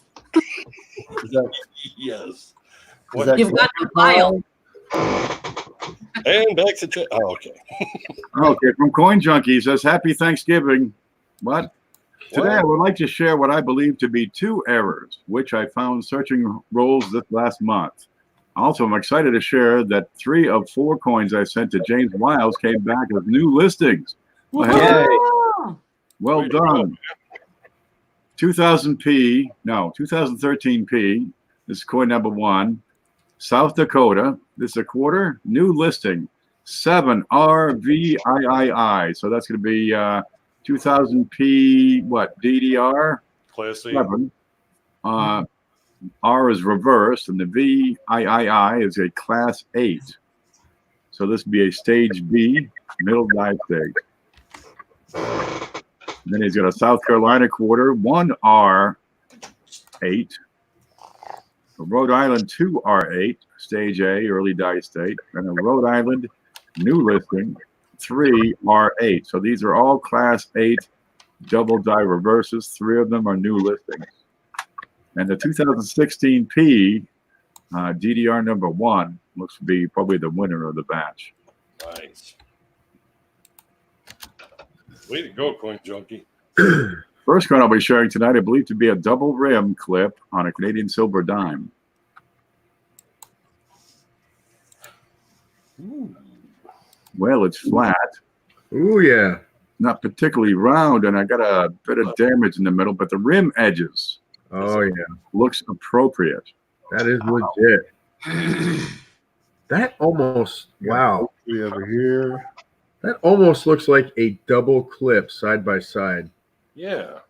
That is really that's strange. what I would have said. How'd they make that one? The I real don't see any possible way for that to happen in the strip, but wow, that's different. No, that whole sheet got jammed up in the punching machine. I got Blakesley for sure. It's legit, but wow, that's bizarre. See the way the rim tapers out? Paula, this is a good example of how to tell a legitimate clip Legitimate. from a fake. And we've had this discussion. Notice no rim present in that. Yeah. That's a great picture. Nice high quality close up. Metal flow. I would love to see an edge shot. Yeah. It might have taken a smack post mint. Maybe that's what caused Yeah, it. it's probably some sort of Because you look at the reverse and you can see like a little dimple. I don't know what It's a young head dime, so you know it's a silver. It's 80% silver. That's cool though. That's real cool.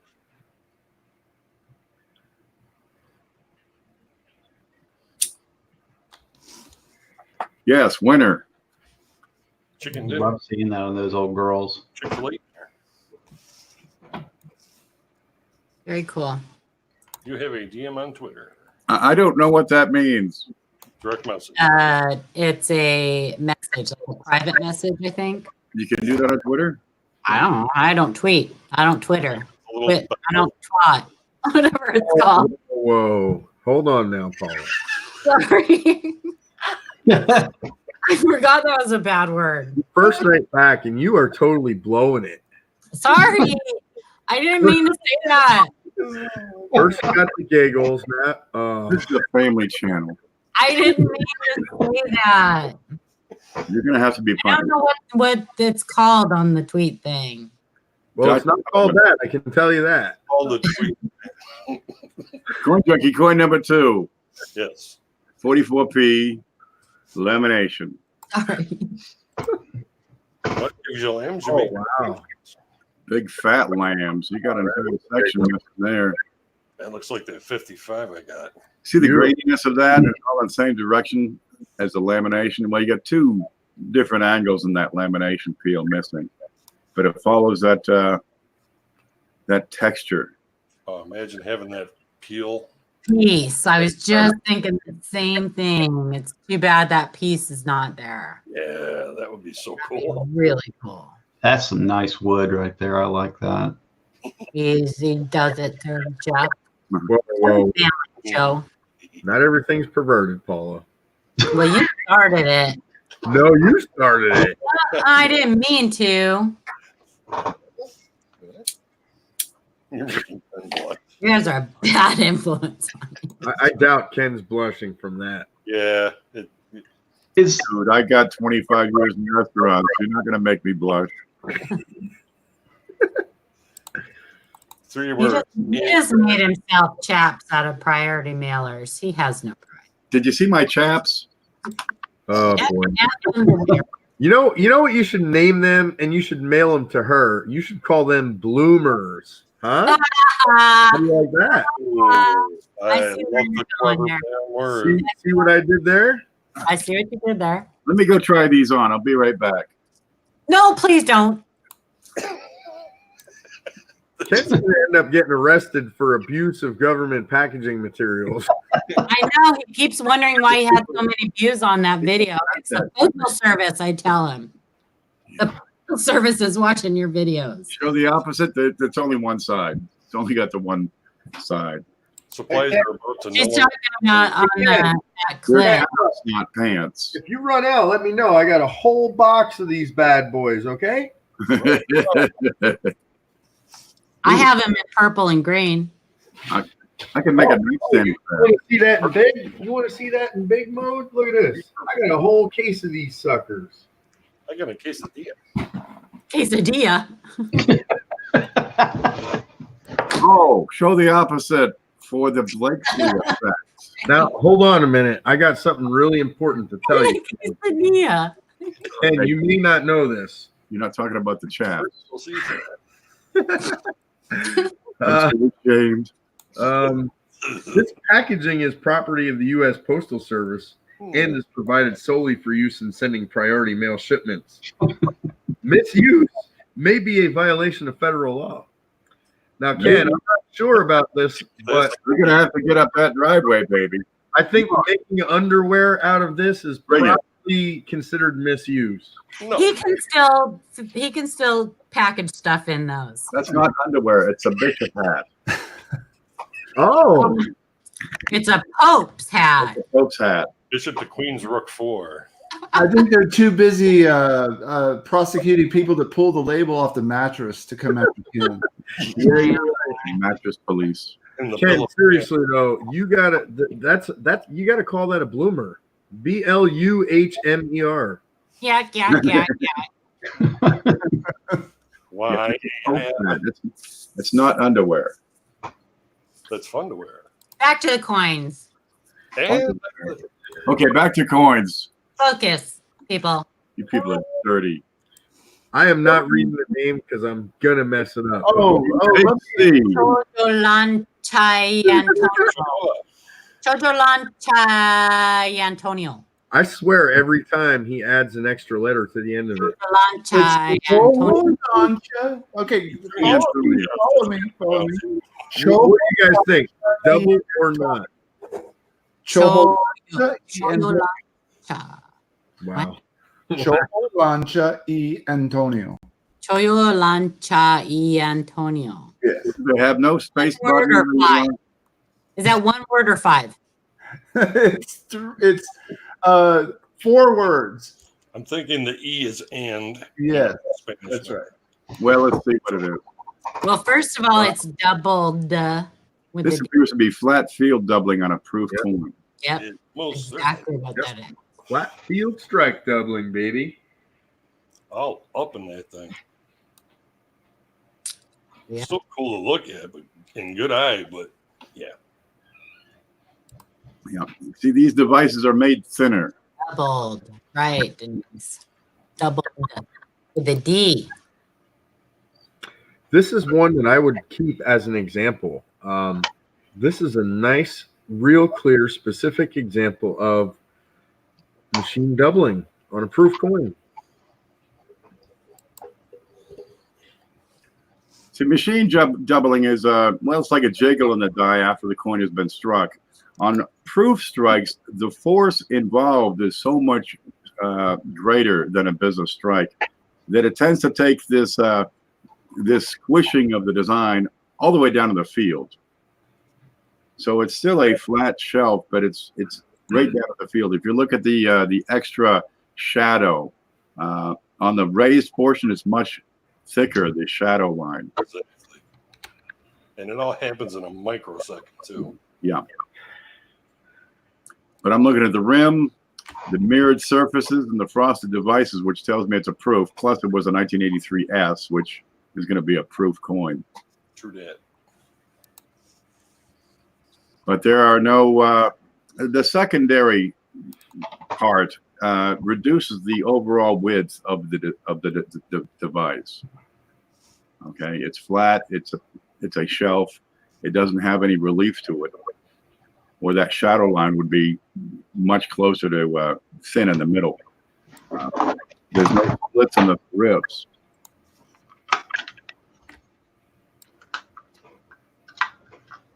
It's called flat field doubling.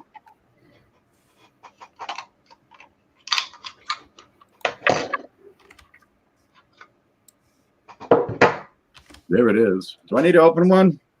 I got it. Man, there are. Okay, let me reload it.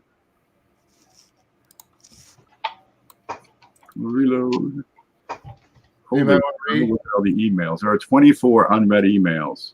Oh my God. I'm going to open Themis. We're dropping the ball tonight. There's no doubt in my mind. Well, we got to talking. It's 10:30 too. Paula's fault. Okay. This never happens when she's not around. I say that and get away with it right now because she's not around. She has character. This is Anybody true. want to read?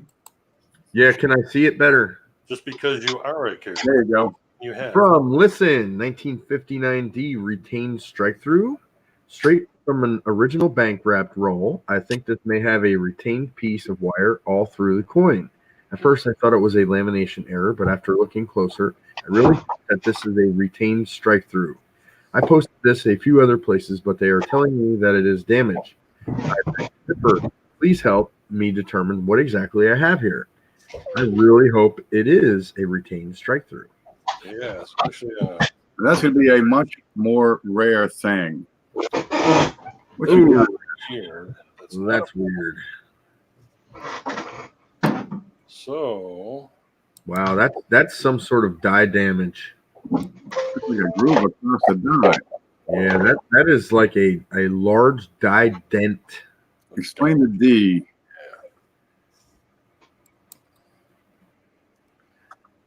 Damaged die.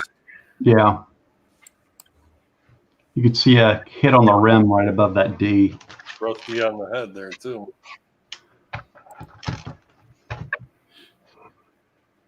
Or that was just not struck up completely. The plant should face bare. That big long gash, I'd want to look at that in hand. Really, I can't discount that right off. I've never seen another example of it. Something like that is big enough that somebody's going to report it. I think it's a lamb coming up. You know, I was actually just thinking that, Frank. It kind of reminds me of which is obviously not, but it kind of reminds me of a linear plating blister. Right. That's That's but 59. it's not slated. Yeah, exactly. It's not plating. So Frank has a really good point there. It could be a similar type of issue with the lamination type of thing.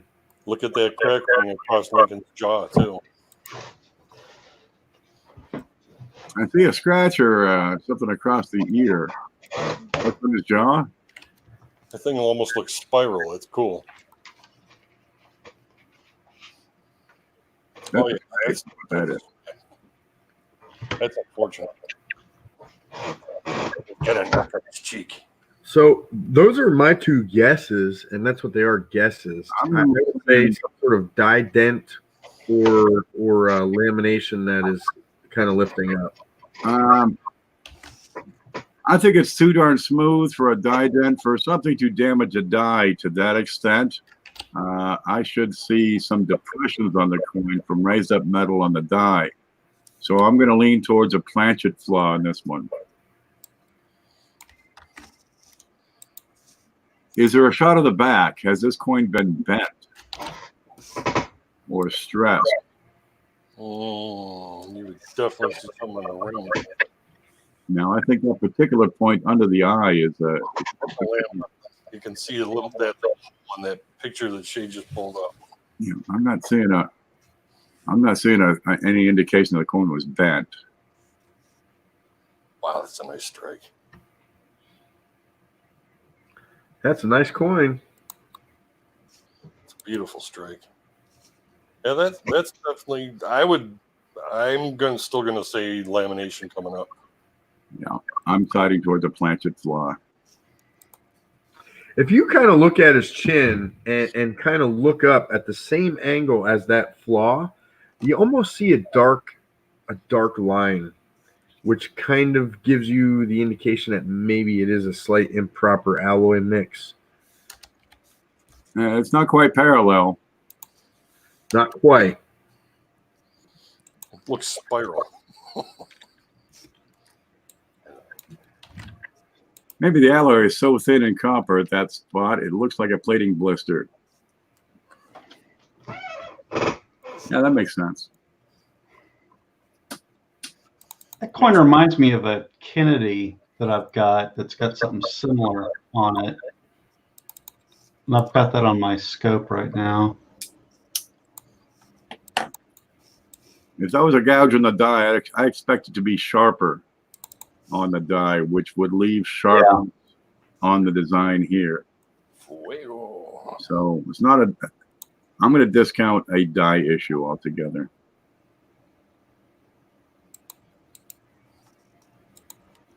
Hey, Mike White. How about an occluded gas bubble? Ooh, there we go. How about a distended occluded gas bubble? So basically, similar That's exactly to what I was thinking. The included gas bubble blank. Yeah, similar to a linear plating blister. Quantum molecular disturbance.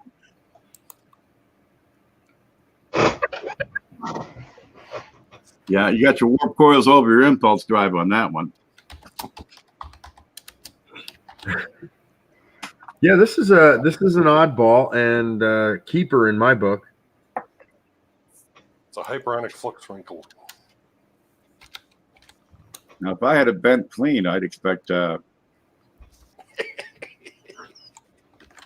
No, it's not a bent clean. Someone loses. The only thing that makes me think it's not the gas bubble is that it's not a void. Quantum molecular disturbance. It's not a void in the planchet. It's Wait. right, but it does say that it can cause lamination issues in the planchet. The void could probably be underneath that raised area. It is. See the ding, the depression under the eye and in. Can you zoom in on that spot again? Poke it with a It looks toothpick. like it took a hit. That close-up shot is the one we want to see. That other one of the other ones. That one. See, that looks like it took a hit right there, like something kind of blunt, like a pen. And popped it.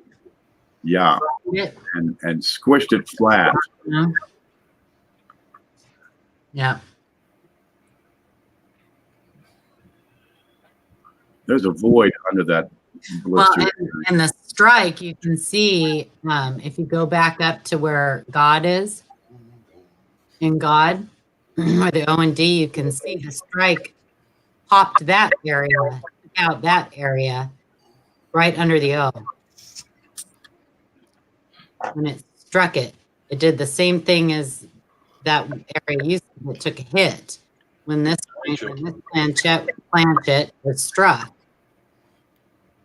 that area was obliterated because it continues on through. It stops right there under the O, and then it continues on through towards the D. No Coke Betsy.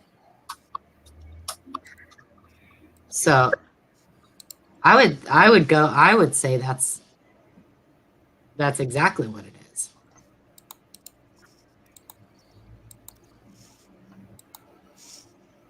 All right. Are we ready to move on?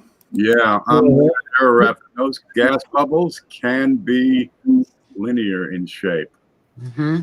on copper, zinc 10 cents. But Occluded gas bubbles should not be confused with blistered plating, the latter being an affliction restricted to copper-plated zinc cents. Quantum molecular disturbance. Yeah, that's an occluded. I'm going to give you a link, and you can just kind of read that.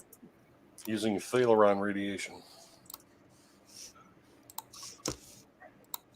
There we go. From Liston. I call him Liston. Is Liston right? It's a 1959 D greaser pulled from the same roll as a previous coin. I found this retained grease strike through with RPM number 10 on Wexler. I thought it was very neat and wanted to share it with you.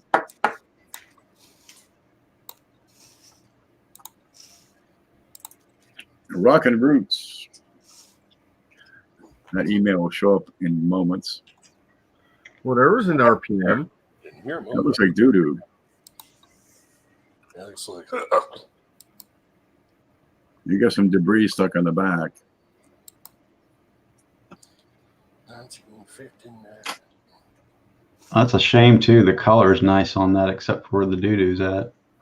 Yeah, that looks like it took a hit. I see some deep gouges in the steps. Scent is what's going on with scent? Where are the letters in scent? Yeah, I think there's Let's see definitely the rim. a grease strike going on there. Got rotted almost.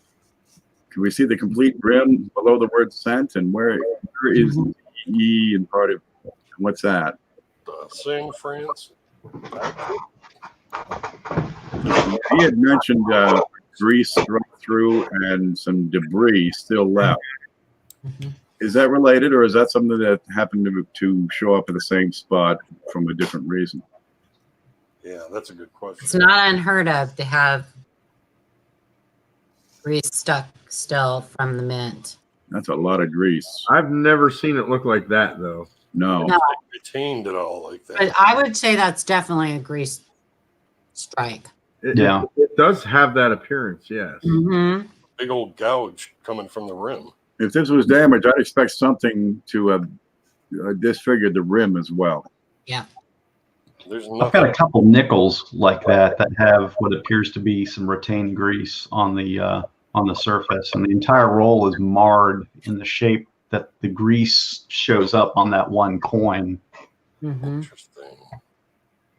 Who's the grease guy? Man, tighten up. You're getting that stuff everywhere. Grease man, like Grease Manelli. Is this the same coin as the RPM? It's a nice RPM. Man. That's they both the 59. Yeah, it's a little low in the bottom. It's an RPM, all right. Inside, yeah. Sharp. The doo-doo is the grease that was struck. Yeah. They do. I'm really buying it, man. That So- is Me too. Just because I've seen it before. Liplex, T600, AB14. What is the grease they're using? And after oxidizing for 50 years, what should it be looking like nowadays? Not to mention having copper metal and silver metal and everything else caked into it. Turns into rock hard, solid stuff. Yeah. You could probably see some flakes of metal inside of the matrix of whatever that is. Dropped letter. No, it's not a drop letter. All right. That's a good example of the crap that gets into the grease, that gets into the void zone. That's really cool. Listen. I could take this one. Adam Chambers, 1954D Discovery Coin. Hey, everyone. Good evening. Finally got my Discovery piece back from grading after 2.5 months. Just thought I would share my results. Also included my 1954S, FS 801. That got a decent grade for being weakly struck. These were all from the same source, BU rolls. Ooh. Oh, very cool. So this from Wiles. Got the note and everything. Oh, nickels. I'm jealous now. I framed that puppy. DDR number 2, we're looking inside. Ooh, No. look at the color on that. That's bonkers, man. Remember the candy bonkers? We're looking up in Unum. I think they still make it. The dome to the left of the dome. Must have it. That is your PIDT forming, I believe. Or just, no, it could just be deterioration, I guess. That'd be Yeah. chin in that area. Shannon McCord, Denise is right. If you haven't seen a picture of her, she has a struck through drop letter that is an S right behind Beautiful. That's a sent. beautiful piece. Sent. Right behind the letter sent. So it says sent. There it is. No, It's very awesome. That's a nice piece. There you go. The double is the steps above Monticello and below the regular steps. whoa. I saw this on Facebook. So awesome, Adam. Yeah, that's a cool one for sure. I didn't notice that purple toning though. I love that. Very interesting. I got an MS64.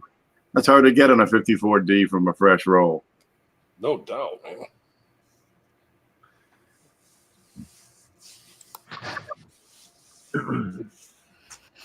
That's good and sharp. Yeah, that's paying attention and knowing what to look for. That's where Exactly. Yeah, exactly. this is the result of reading and learning and paying attention. Amen to that. Yes, well done. D-Reese only has one tonight. Whoa. Weird one. What's up, Doug?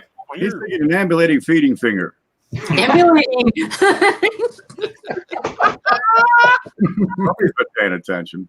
Yes. Oh, that's Brownie fantastic. points. Okay, typically an ambulating feeder finger is going to result in a bent clean. And when you have a bent clean, the end result will be an off planchet strike, and they're undetectable. So I'm going to have to discount that altogether. Yeah. Often found on C-pins. And Stephens. What's going on here? Whoa. Holy. Wow. Reaction. A strike issue, a planchet issue, or damage. It's only on the one side. That It could goes across the devices. This tells me it's not the die. once again, I'm looking at a planchet issue here. absolutely. That's gonna peel right off. And it's weird the angle that it's on. But yeah, I got multiple directions here. Maybe some are just like, I don't know. I think some of those are scratches. Yeah, I'm sort of side with scratching. but some definitely looks like lamb. Over the top of the numbers. See, you get defilade here. It scrapes. It goes across the top of the 6, Mm, Goes back down. skips the space in between. This yeah. is damage.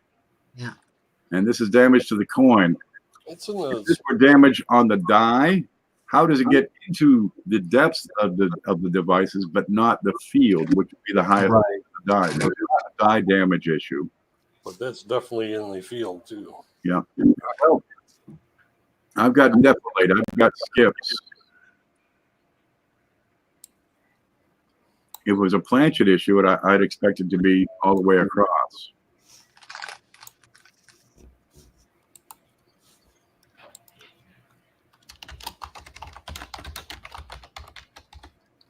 And Yeah, all of the coins that I have where I've got feeder finger damage, it appears to go behind the devices, not on top of the The device. feeder finger is going to contact the field on the die. It's not going to reach in. These are flat pieces. seems a lot more common on the reverse too. The hammer cut. Yeah, because of the way the gravity holds it down on the anvil die. Or yeah, on the anvil die. So this is not clean related. Did I say hammer? I meant anvil. Definitely not ambulating. No, this appears to me to be damaged. It's preambulated. It's preambulated. Maybe a tendency towards tubloidal. That's a two boil. Oh my God, where did I hear that? I'm going to take a moment here. For those of you just joining us, please disregard the term ambulating Thank clean, you. bent clean, ambulating feeder fingers. These are made up terms that we were just goofing around with one night. Thank you. I said not come. What about C-pin? Obligatory disclaimer. And C-pins. That's an inside joke, and we cannot share that with anybody. Well, the funny thing is, I have typed the word. Club. I have typed the word C-pins many times because the O and the P are right next to each other on my keyboard. That's how it happened. I think it was great for that. It's like toned. I love typos. Autocorrect socks. From Ballad of Janine, High Coin Community got a Jefferson to get the work over. Learning about all the different errors, minting, and all sorts of good stuff. Can you please teach me what happened to good old Jefferson? Thanks, Ballad of Janine. Ooh, he was playing in the parking lot. Oh, somebody was very mean to Mr. Jefferson. I want to see the obverse across from that spot. That's distended. It's not round. So this happened after it left the collar. This is post-mint damage. And somebody hammered on that real hard. Traumatic blunt force. Mr. Jefferson was heavily circulated. And will be further circulated, I'm sure. Heavily piped. You can place this one back into circulation and have no guilt. Ken, why does it look like your left jaw is swollen? Because I punched him. Jaw. Sure. Right. Pow! Right in the kisser. That's right. No, Remember how he said he was wearing his girlfriend's shirt? it's granola. See, Alice get even. I have to suck on it because I have no teeth. So you know it's not an abscess. It's not an abscess. I was just at the dentist today. Everybody's did the dentist this week. Gosh. I went 2 weeks in a row. Are they offering some kind of discount or something? Did I miss something? National Dentist Week. I hate the dentist. From Donnell, a 1909 S Indian. Hey guys, I found this in a collection I bought. Does the mint mark look genuine? Sorry, my pictures are not the best. No, it's fake. Send it to me. Let's have a look. Damn. Mint marks are well documented. She was up on that leg. And we're looking at mint mark position, mint mark design and shape. Okay. To verify authenticity, I'd want a sharp image on this. Yeah. I've seen her big. Yeah, we need to be able to see the serifs and. Let me pull up. So this was found in a collection. Is that what that said? 1909S has a mintage of 309,000. What are you thinking? 3 to 4 dies? There will be mint mark positions that are known for that. Oh, absolutely. I Yeah. do not have them up in front of me, but we can identify which die produced that coin. We got something else. We got something else going on in this coin too. Well, we need to identify if the coin itself is genuine, and then if it is indeed, if the mint mark was added. But we got some sort of damage or something going on above the head direct and to the left of the face on the rim as well. I almost thought it was some sort of clip at first, No, but it goes the wrong direction. The clip, that difference in the dentals should point the other direction. let's That's see. good. We got a full picture of the reverse again. the detail in that thing is incredible. Yeah, I don't see anything that screams out that that's not Same genuine. here at 9 o'clock. I don't know if the mint mark is genuine. The ones that I've seen, it's always skewed. Can you zoom in on the top of the O, top of the E? And Yeah, C? it is always skewed off. It's not centered, that's for sure. But So let's see. got long acre doubling, which is not typically not something that Alibaba or whatever typically includes in there. The resolution isn't enough to make it possible. They don't go to that detail. That was the first thing I was going to say. Let's see if there's any long acre doubling on that coin. I'll have to get a better camera, says Don Enforcer. I'm going to make a note to get the dies for the 1909S Indian. That's some fiery toning. Yeah. Now, for that, I got to look at 500 different 1909S's in really good shape. Getting the markers for each one is going to be a trick. I'm sure they're out there.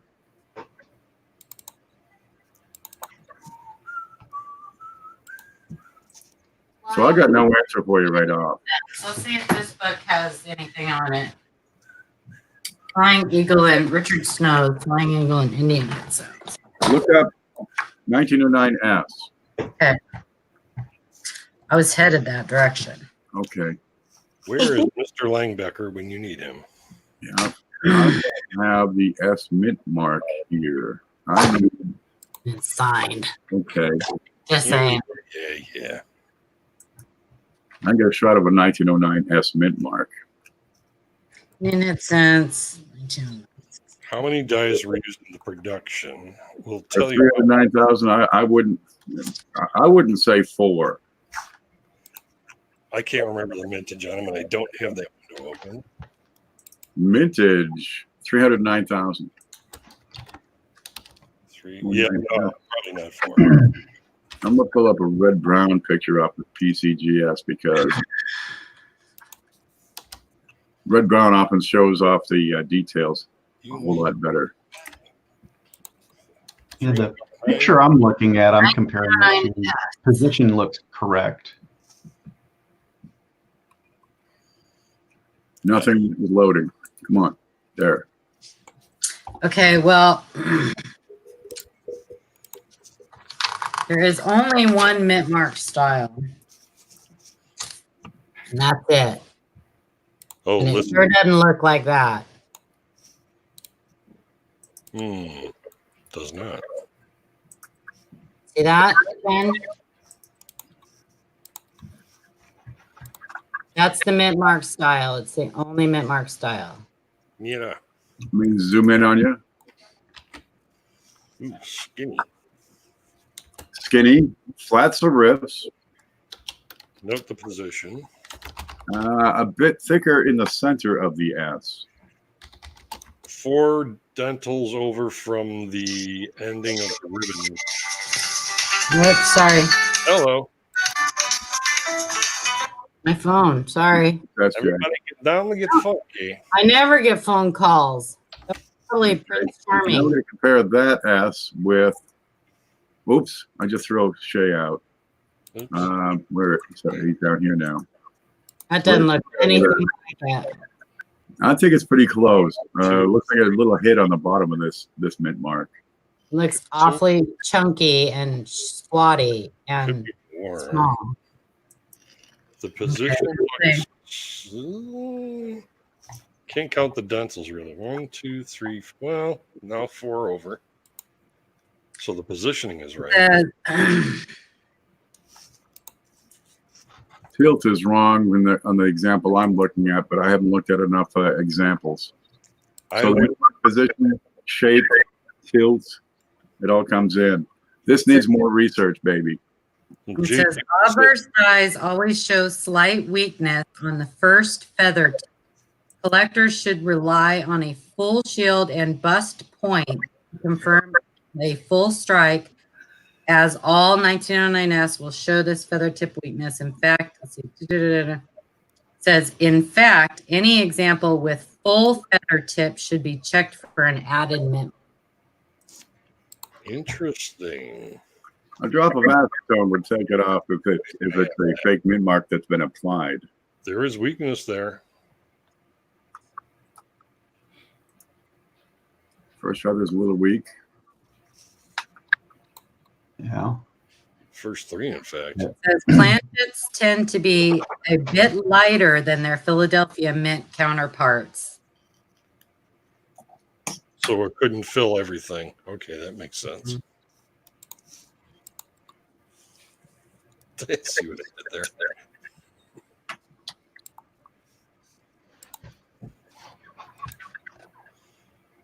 It almost looks like Counterfeits. Many counterfeits exist for this coin. Some are false die counterfeits. These tend to have very sharp, flat edges, whereas the genuine 1909S issue has a beveled edge. Most numerous are Philadelphia Mint 1909 cents with an added mint mark. These will usually have a very sharp first finger tip, since all authentic 1909S coins have a slight weakness at the point. those divots. A sharp feather tip might give away a suspicious offering. Certification and a written bill of sale from a reputable dealer will greatly increase your chance of purchasing counterfeit. What? Hello? Somebody was talking to you. Okay, if genuine, this is a $500 to $700 coin. You got a couple of marks over there on the rim that aren't helping it out. To verify authenticity, that's usually the first thing we'd want to do with a coin of this caliber. So here's known fake S mint marks and real mint marks.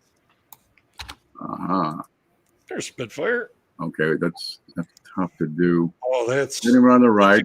better. And that one sure looks like, the one on the left sure looks like hers. Spark erosion, S mint mark. Because that is way different. The genuine is way different. It seems more straight up and down than the example too. Yeah, I would definitely have somebody take a look at it. Yeah, I would too. That wants to be examined in hand. Yeah. Yeah. Yeah. Coin itself may be slightly rotated, making it look like it's even more off than it is too. So yeah, definitely in hand, definitely by somebody who knows them. Yeah. My personal rule of thumb is when I start looking at stuff that's popular variety or a key date like that, I'll probably take that into my coin club and pass it around to a few folks. There you go. Perfect. Yeah, I would always question its authenticity. Always. They're gonna need a bigger boat, huh? But that one makes me go, because it sure does look like that spark erosion S. I like it. I wish I had one. I like it. I like it. Too. I would look. I don't even have a fake one, or I don't even have a 1909 regular Philadelphia. Poor me. That's funny. I'm missing one out of my collection too. That's one of the slots I have open. Is the Ooh, it's a Philly. lot. For That's now. why I spend so much time learning about coins, because I can't afford to buy them. I heard the 1877 only used one die for 877,000 pieces. That's, I want to check that one out. That's a lot of strikes for a single die pair. At 250, you really start getting a whole lot of die work. At 500, those things are wore out. Stop it, Chris. To get 877,000 strikes off a single die pair, that's a freaking miracle. But look, you got James Longacre was running the show at the time, and he was a miracle worker. But I And think he that's liked to use those dies. the realm of his miracles. He did use the heck out of those dies, man. Adam says Is this a 1940S nickel? So I want to get an opinion on this coin. I have shared this coin with the panel before, but I realized the eagle's nest on top of Monticello is a strong die marker for FS501. The S mint mark looks to have some machine doubling and is missing the die crack on the reverse. I know when missing the other die markers, the RPM is not a possibility. It's just this issue with the eagle's nest. Is this a common issue with all 40S nickels or nickels in general? When I saw that, this is a book. When I saw that was a marker, I thought for sure I had the cherry picker variety. It's just missing the other markers, different dies with the same issue. I'll pull out the book.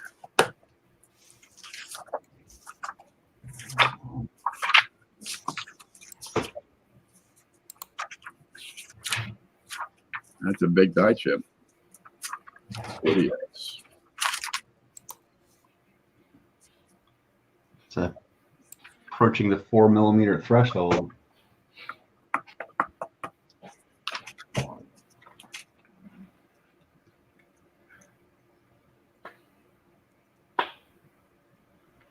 I was going to look this up.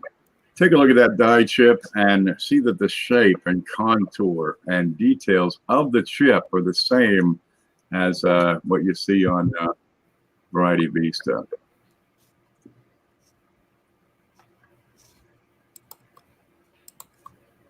We get a single dome with 3 riddles on the bottom. See the 3 riddles on the bottom? Not quite the same. That's not the same. Is in an earlier die stage, and then those 3 riddles appeared afterwards.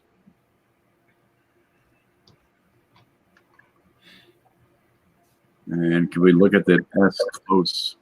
I'm not going to make anything out of this. Guys, I hate to do this, but I got to go to bed. And we're 11 o'clock, baby. We got 20. There's like 20 more unread emails. We're going to have to do a makeup show. Yeah, not going to happen for me. Okay, looking at this, I got some orange peel on the left side, to the left of the pillars. Also inside and around the pillars, you get a lot of orange peel. So it's a pretty late die stage to begin with. That's a big chip. And none of the other die markers and cracks have appeared.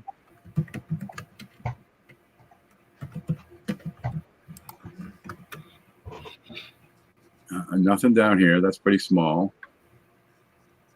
But the substantial die cracks are up under unum.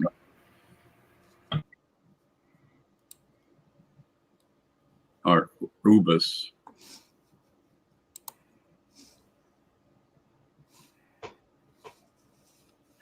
I think you have a similar die chip in a similar spot, but I don't think it's close enough for a match, given the extensive wear on that coin. Look at the height marks. Look at the height of this compared to this one, too. This one's almost right there at the top of the neck line. It's just not the same die chip. And how wide is it? That goes all the way to the corner, the first corner there. It's Something similar. About nickels in particular is I will see die chips in the same spot very consistently. Yeah. But I don't, do we say have the same polishing marks in and around the mint mark, all vertical?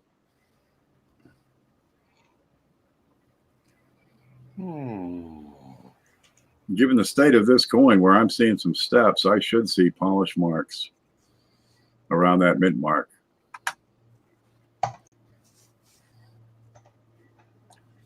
And do we see the same orange peel pattern on the Variety Vista example?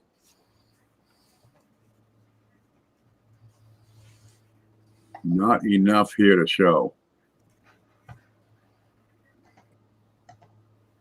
But all these other die cracks, well, it's later stage for sure, but they don't always appear all at once.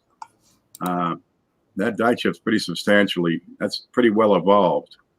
But none of the other die chips and cracks have appeared.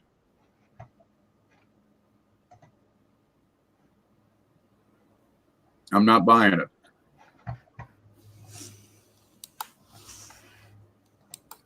And no, this is a different die.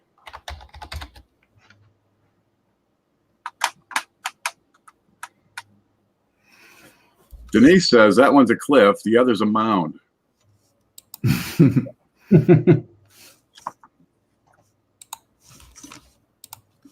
How about the position of the mint mark? I get about 2/3 of the height of the S. No, the mint mark position is different on this coin. Yours is farther north. This is a different die. Similar chip, different die, because the mint mark position is different. Not a match. So we've got 1, 2, 3, 4, 5, 6, 7, 8, 9. 9 that came in before 9 left. Dude, I'm wearing 10. You're wearing 10. We're just gonna have to pick it up next time. Chris is left. 1, 2, 3, 4. No, he's still here, I think. I'm gonna see Chris. No, No, he's peed out. Paula's gone to bed already. Well, I guess it's a good problem to have more questions than we can possibly get to, I guess. that is a good thing. Yeah, the show is picking up. It's always done well. It's a good show. Ken, are you staying on? No, man. I've been up since like 6 o'clock in the morning. I got my sleep cycle fixed. I slept for like an extra day, so I'm back onto getting up daytime instead of going to bed at 4 o'clock in the afternoon. What happened? Are we done? In Texas, I slept so little. Sorry we couldn't get to everybody's coins. You know, it's a wonderful thing that we have so many pictures and good questions. But what we'll do is we just pick up on the next show, right where we left off. Good Lord. We got, let's see, Coinzilla, Zeke. We're Zeke, Patty Perry, We Hector. also have a Facebook page that they can post their pictures to the Facebook page. That works. Yeah. This is true. We have a coin Q&A Facebook page. I'm down to keep going. Let's go. Just me and you guys. No. We need a panel. Good Lord. You can go to the Facebook coin Q&A page and post there. Allie's already there. Yeah, just hit the button that says join, and you can play join. I'll Yeah. give you the link over here. There's copy, and where's the chat? Answer the questions. I think there's 3 questions. Answer them. They're simple questions. It's not a test. There you go. Exactly. And I'll be up, so I can accept you guys, and whoever else is that can accept you guys. And Allie said, "Look at the 72, please." I'm just a man. I'm just, Change the subject. How about stamps or life insurance? Yes and no. There are groups of that. I suggest you join those groups. I don't think we have anything from Allie. Oh, maybe unless they posted on the Facebook group. Okay. Oh, she might have posted it on the Facebook group. Okay.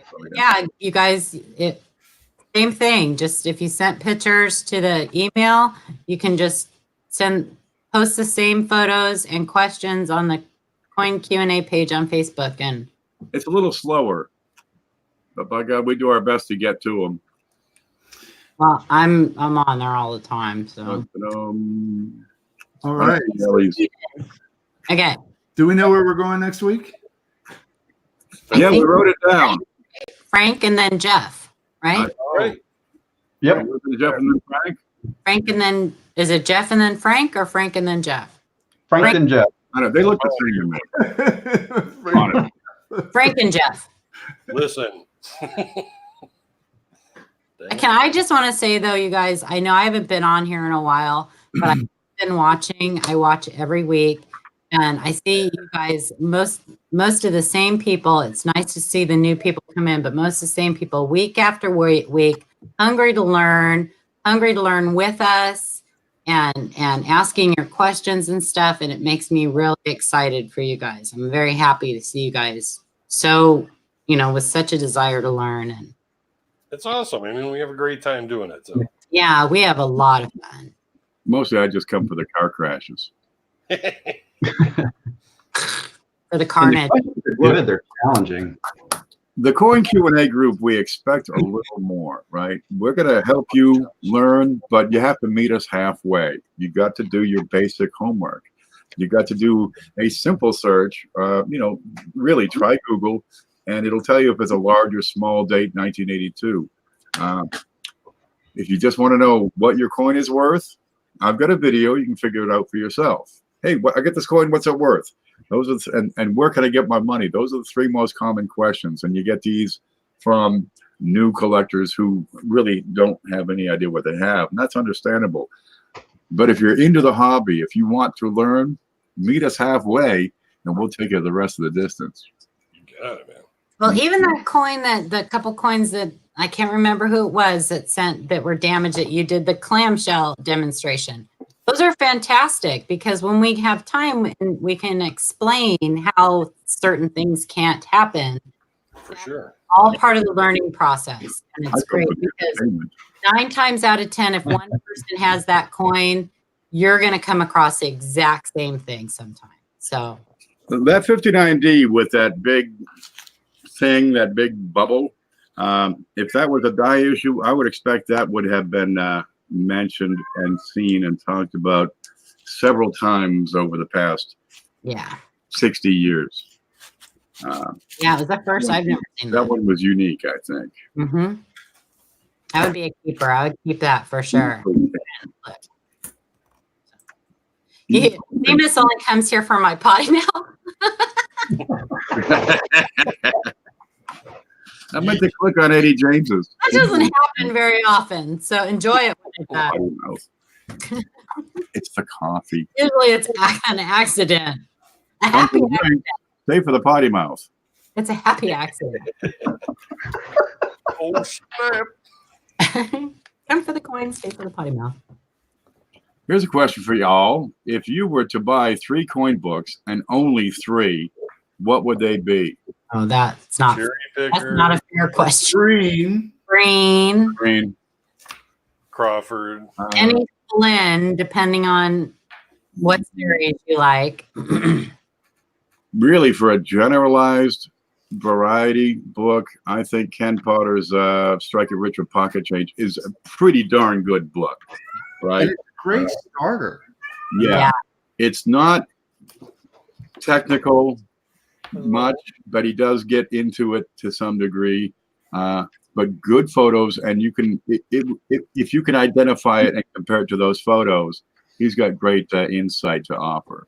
And in a few short days, he has his new book coming out, Strike It Rich with Pocket Change Errors. Oh. And you can pick that up on Amazon because I already got my order in. And for the third book, the diagnostic manual for circulating U.S. coins. So save your pennies. When that's ready, we'll let you know. And I have to show my favorite. Oh, okay, that's book number 4. Yeah. Dude. Yep. I've never seen that. Edition. Get the 6th edition, though. Don't get the 7th. You never seen that? 7th edition is exactly the same. Actually, it wouldn't matter, but the 7th edition is exactly the same, except that it has some of the state quarters. What's the print date on that one? Like 96 or 94? Or? This one is older. 20 years old. Yeah, the new one is 97, I think. They always smell like musty basements or dry attics. Well, no, this one's 2002. The 6th edition. Okay, 18 years old, but probably the best book on errors out there. Yeah. And it has a great section in the beginning on the minting process, how dies are made, all kinds of stuff. So honestly, Breens, I swear by that. I cut my teeth on Breens. Breens is just really, I wouldn't start out with Breens. You kind of need to know a little bit. It's rough reading. This is heavy duty stuff. Shay, it might be easy for you, but we're not talking about freaks, the freaks on the earth. We're talking about normal people. People with freakishly large brains. Us normal people. It's for genetic deviance. Yes, us normal people. You have Breens, It means you don't fit into society well. You will never be, no matter what, you will never be one of the cool people. I don't care.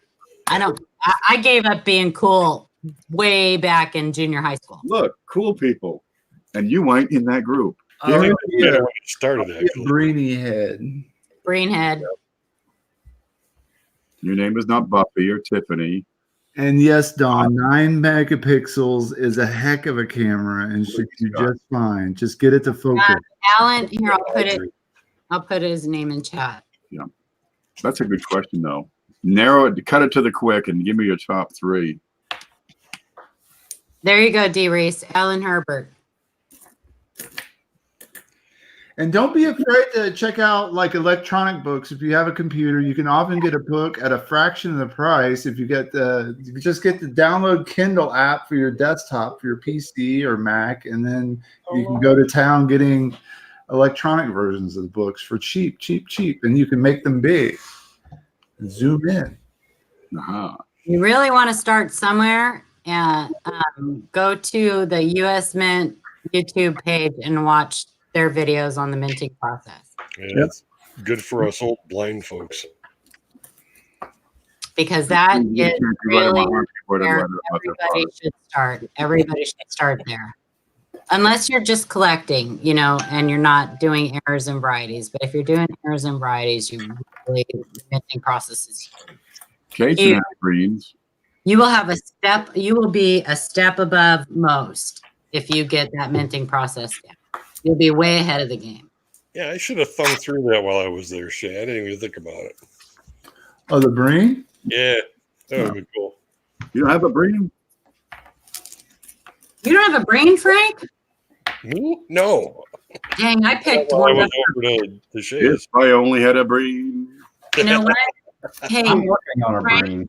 go to Thrift Books and put it on your wish list because I got one for nothing. You stole it. Oh, I wait. saw it. Jesus, I've never seen one go for that price. Okay, $11 or something.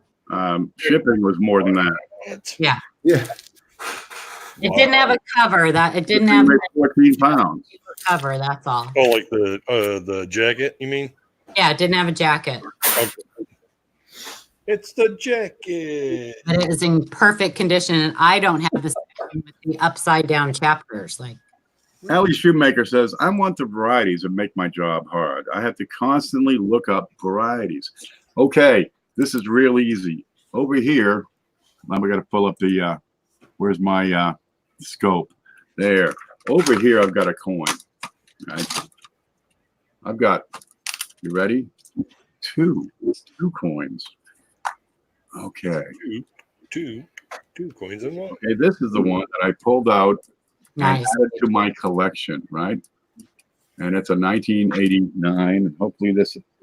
Okay, give me 2 that are the same. Come on, man, just throw it up. I can't pick this up with my fingers.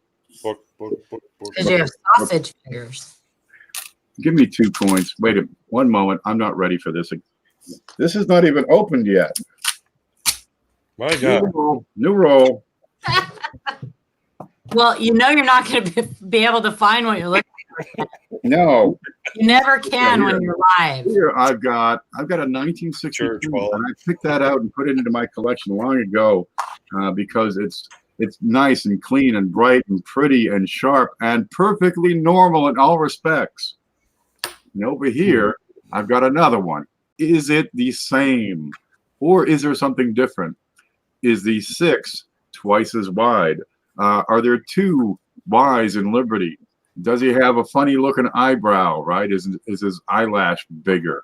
Or is there an extra eyelash? Are there funny things going on with the LP? I've got a reference there. This one. I've got my That is one of reference. the best tips you have ever given anybody, Ken. What's that one? Doing that, exactly what you're doing, getting a normal coin reference. If you cannot look up in a book what you have for a variety, you have a reference, and you can say, aha, this coin over here is different from that coin over there in this particular way, right? And then you can, save it out and make a note And later on, you'll have more information. You'll have more access to better information. But you'll be able to tell the difference between A and B because it'll be night and day. Let's see, maybe you get some extra doubling on the top of the O. So you look at this one, which is your experimental piece, and this is your control, right?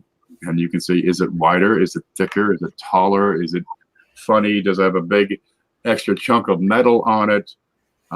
What's going on? And when you have something different, then you know you have something that either needs more attention or needs an explanation or is a variety.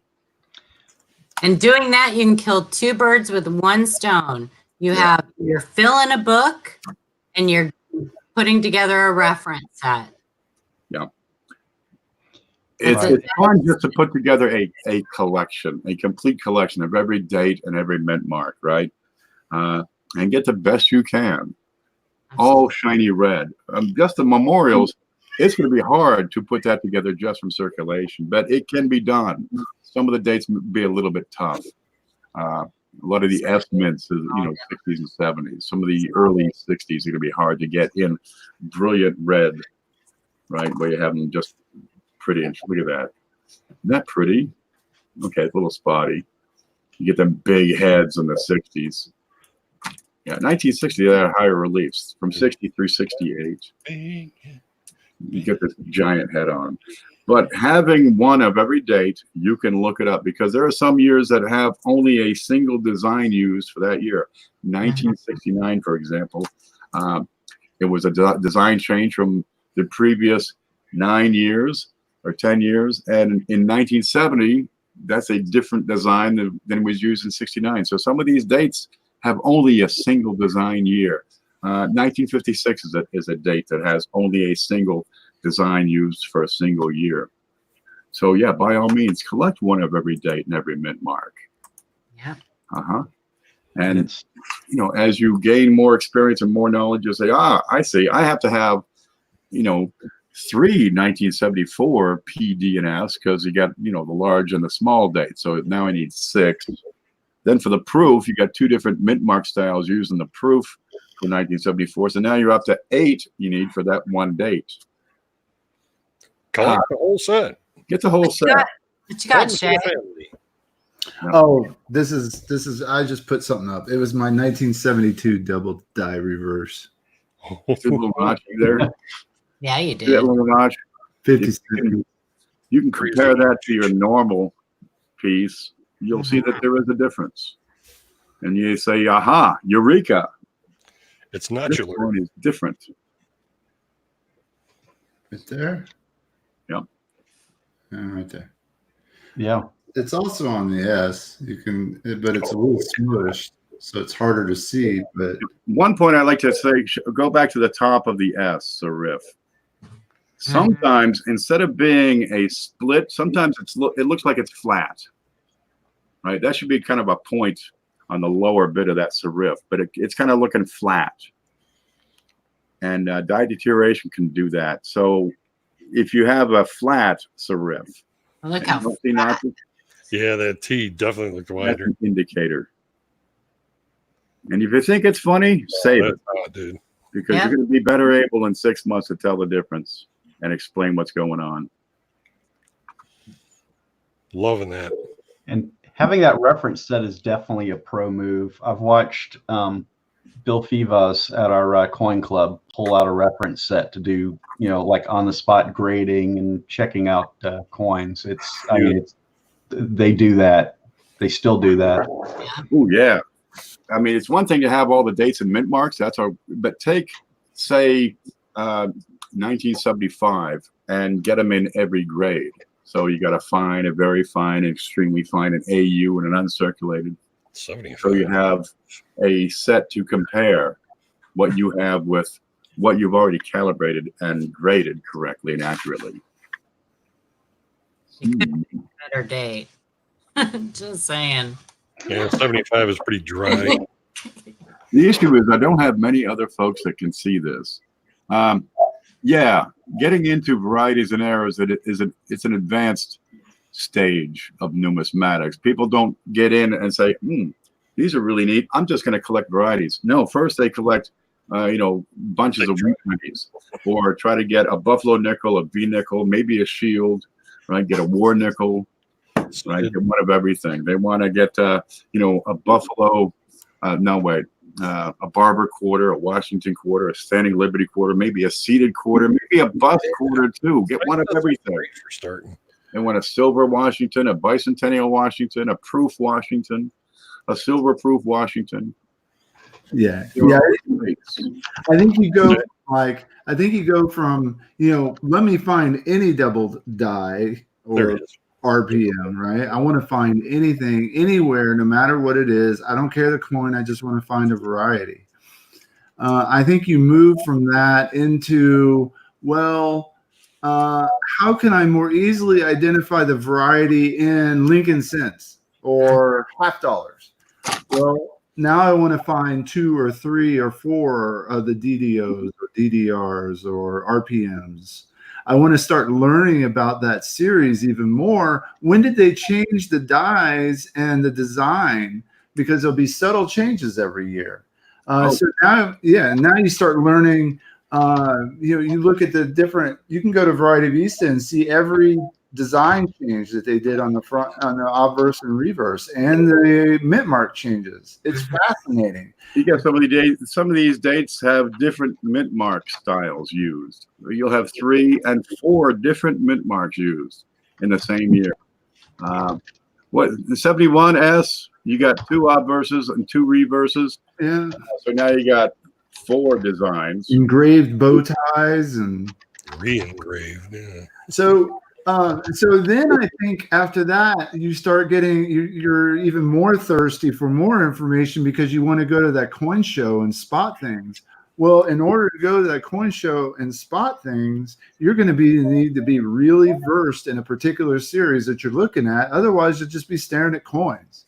You don't know where to look, and you only have a limited amount of time. So you get books like Breen that tells you more extended things that you had no idea about your series. Like, for instance, the fact that I didn't know that there was a silver 1965 Kennedy half dollar that was 90% silver. And there's a 1964 Kennedy half dollar that's 40% silver out there. I didn't know that until I read Breen. So there's things like that that will greatly enhance your depth of knowledge on a particular series. And once you conquer that, I think now you're reading mint reports and other things. What's wrong with staring at coins? Only the stare back. That's what darn Jeffersons, man.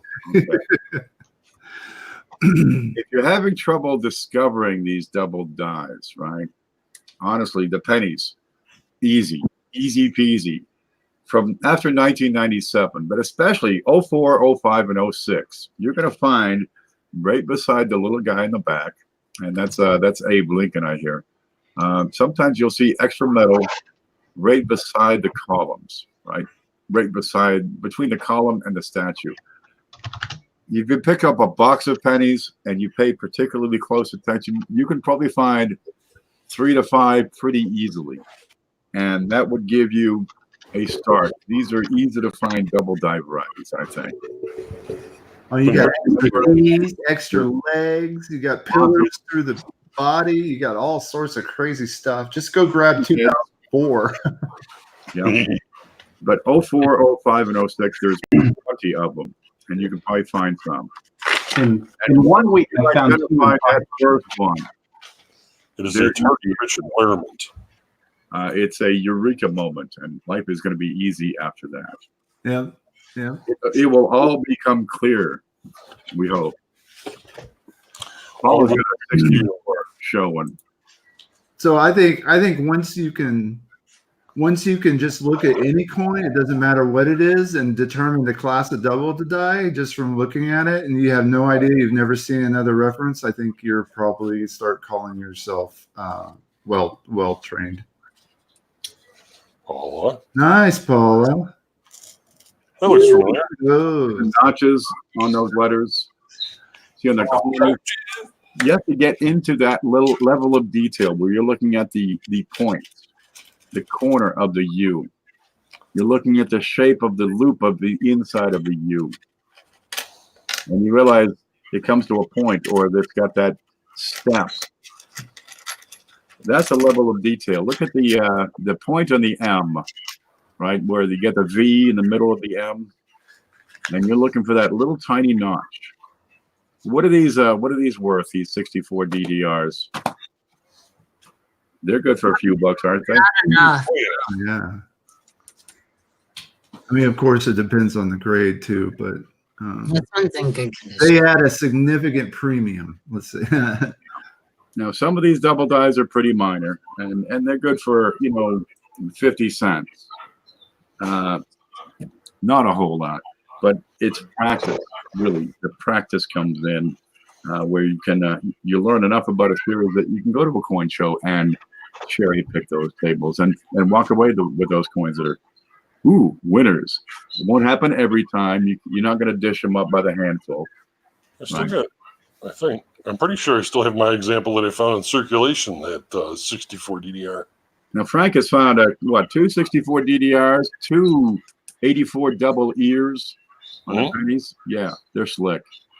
And if you do find doubled dies in their their silver bin, start looking at their other coins because they obviously just don't look. Yeah. Once you have the ability to identify these die varieties, I'm going to go back home here. It's like riding a bike. Yeah.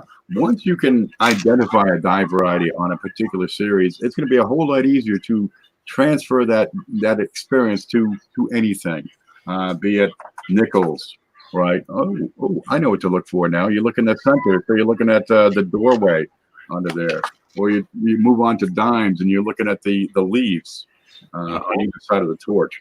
But you're able to transfer that experience to lots more, and you learn when you get to a dealer's table and you find he's got, oh look, here's one, he missed it. Then you realize he's not looking for varieties. None of the coins on that guy's table have been inspected. Get to work. Get yourself a loop, get a chair, and say, if anybody else comes, just deal with them. I'm just going to look. I'm just looking, man. Now, if they have a table full of slabbed varieties, Yeah. That's probably not the place to cherry pick because they know what the hell they're doing. it's a fun table to be at, though. Just because the guy is selling coins doesn't mean they hunt for varieties, dude. A lot of them don't know. Think human condition. Maybe they do know, but they don't have time to hunt every single coin because they base their volume. They base their business on moving, turning, getting it in, and getting it out. And there's not enough time to check however many coins they move in a week. Right. And I'll also tell you that just because a dealer at a show has a coin labeled as a variety or an error does not mean that it's correct. Yeah. Shumar and I came across that big time. And I tell you what, Wow. I've been cherry picked. try, if you have one of these references that we've been talking about, just try to look at one for like 15 minutes and just study it and read it. Try to find another reference online for the same coin. Look at the other pictures. Look at different examples. Go to PCGS and see if they list it. Try to like learn at least one variety every day, and this stuff will build up over the years. Right? Next level processing, man. Yeah. It's a journey. It's not an event. Although there are some key events, like when you can find one of those DDRs on the memorial. That's a turning point. It's a marathon, not a sprint. It's learning more and more each day or each week or however often. Yeah, because you will plateau, and just like music, learning music, where you go, aha, chord really just.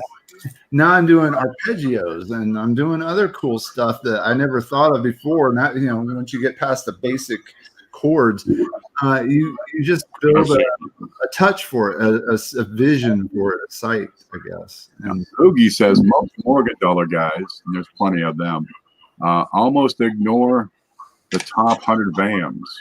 No, their business is turning Morgans. that's not affecting Morgans.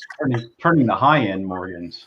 Yeah. CCs and yeah. Hey Shay, I can play hot cross buns on a recorder. Does that count? Burger's here. Barry says, I fall asleep listening to error videos. Yeah. What you're going to find with a lot of these guys here is we offer information a lot of times. We try to teach. Bill 457 had a video earlier today for a project where a lot of people are working on. It's called Tips for New Collectors.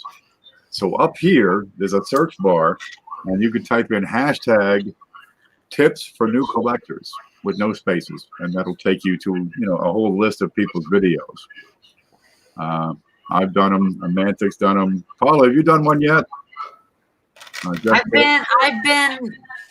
I've been gone. Okay, Bill 457 has done a couple of them. I will do. If you go to my page, I've got one of my playlists is tips for new collectors. I've tried to throw them all in there. So if you go there, you'll see the playlist for a lot of them. And if you want to do one, do one. Yeah, you don't need our permission. Video. Just do one. It's whether or not we're going to put you in our playlist is all.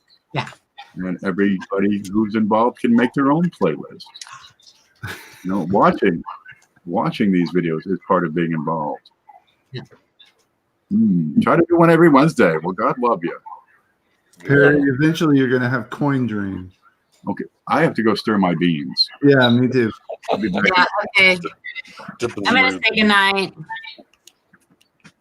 Thanks, everybody, for coming. I had so much fun. I miss you guys so much. Absolutely, man. Let me know if you want to part with this thing right here. Please let me know. Listen, right now, there ain't much I have that ain't for sale. Just saying. But this one, I got that from Frank, so Oh. I think I might keep it. You can do whatever you want with it, as far as I know that. But no, I might cry if I did. So. But All right. fine one. I know you will. Listen, I didn't even send this one back to Frank. You got your cud back, so don't complain. I got that 34D Woody again, too. Yeah. All right, I'm gonna head out, guys. All right, Thank you so much. It was so good. Good night, everybody. Good night. It was fun. Bye. I think we got to wait for Bye. Ken to hit the big button first. Yeah, at least one of us should stick around. Safely. Ken's desk is interesting back there. My goodness. Yeah, that's. Where's your claymore? Where's my sack? I can. Yeah, exactly, right? Back up the truck. My OCD they're kicking in when I see that, and I start. You're not even kidding, man. I know. Look at your desk. Everything's ordered and everything's nice and. Yeah, I've got, and that's messy for me. Almost burned them. All right. I'm not gonna. Yeah. What are we doing? Have a great night. I think we're departing. Oh, Thank you, Ken, for having me. Thank you, guys. Yes. thank you guys for coming. As always, thank you. Yep. Thank everybody for all your stuff, Yeah. talking and asking and doing and just collecting coins. That's good enough all by itself. See y'all soon. Take care. Big group, you guys. Jeez.